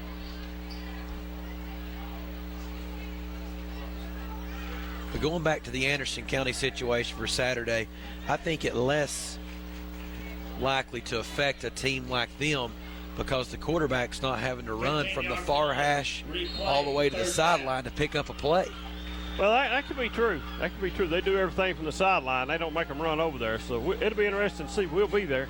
Interesting to see, too, how Martin is with his health if he does play and what all they let him do. You run it here, Dave, and just run a little bit of clock. Yeah, 2 scores. well, they're going to throw it, but I would run it. That's what I'd do. Interception. No. Pass intended for number 7, Nathan Jones, broken up. Good play there. Could have been just as good as a punt if they'd intercepted it right there. Yeah, because now they can actually set up a return here. Yeah, they can set up a return now. Here comes our little buddy, Jaden Hannibal, back to. I'd like to see him get a punt here. I'd like to see him run. I'd like to see him at least catch it, yeah. See what he can do. Absolutely. We've already seen him on an offensive series. Special teams right now has been a big factor in the game as far as Kingston is concerned so far. They've not let Harriman's athletes get anything going. This is returnable.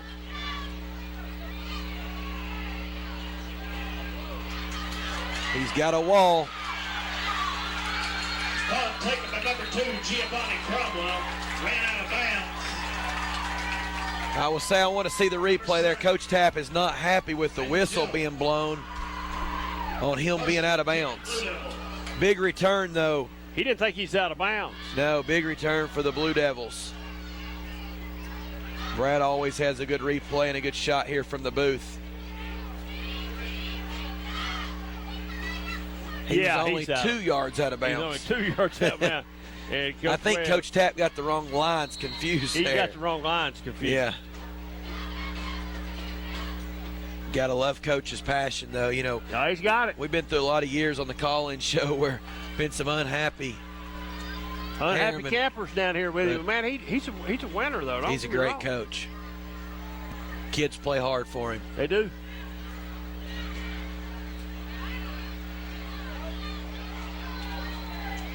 Pass incomplete. Intended for Clark. Cam Clark. The only thing good about that play is it stops the clock. Absolutely. Need a quick score right here. They sure do, because they got to score again somehow. They got to do 2 scores here. You know, if you score here, the big thing that you're kicking yourself is not having a kicker. You're right. As many kids that play soccer these days, it's hard to believe that you don't have a kicker somewhere in really any size of school. You would think. A lot of teams in small classifications don't have them, though. I've watched teams in bigger classifications win championships without them. It's crazy.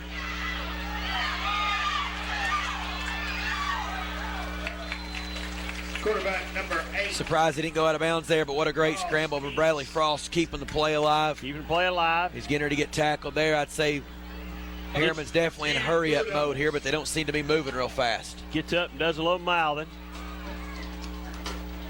Clock's running.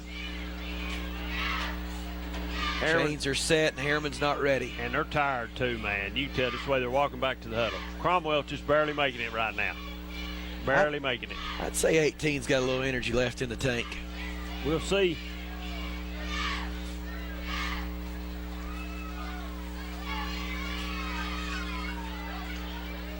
Great read by the quarterback. Gosh, Cromwell drops it. And as you say, the only good thing about that play is the clock stops. Man, that puts him in a position right there probably with a chance to get it at 1st and goal if he catches that football. Yes. Really good read by the quarterback. Good throw on the move. Do you know who Kingston has next week? I don't have any idea. I'm not sure. What about Harriman? Do we know? I don't even know who we got next Friday night myself. Do you think it's an advantage playing a Thursday night game the first week of the season and then turn around and give yourself an extra day of rest or preparation? Maybe so, but I think you need every day you got trying to get ready for the first game. Gotcha. Big catch right across the middle. Big catch. Oh, no, they're calling it incomplete. Side judge from the Harriman sideline calls it incomplete. So it's incomplete? Wow. So we got a big 3rd and 10 coming up.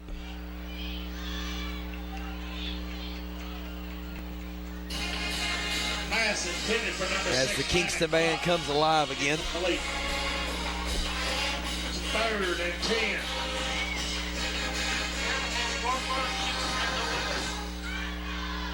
Harriman has Wartburg. Kingston has Oliver Springs. Where are we at next week?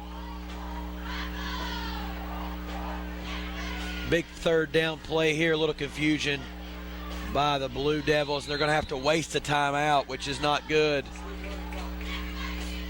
We get information that we will be at Sweetwater at Rockwood. We'll be at Rockwood next week.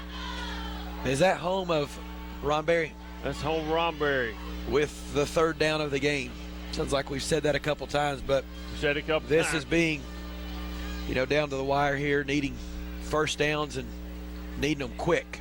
Well, 4 minutes and 50 seconds left. You're right. This is crucial right here. Really need to score the next couple plays.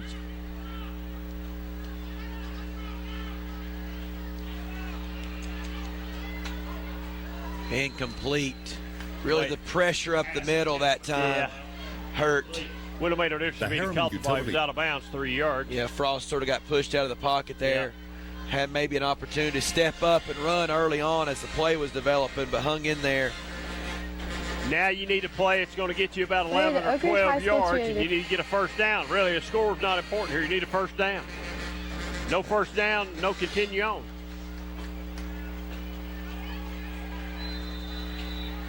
And Coach Tapp is going to take a timeout here because talk about it. This is a big play.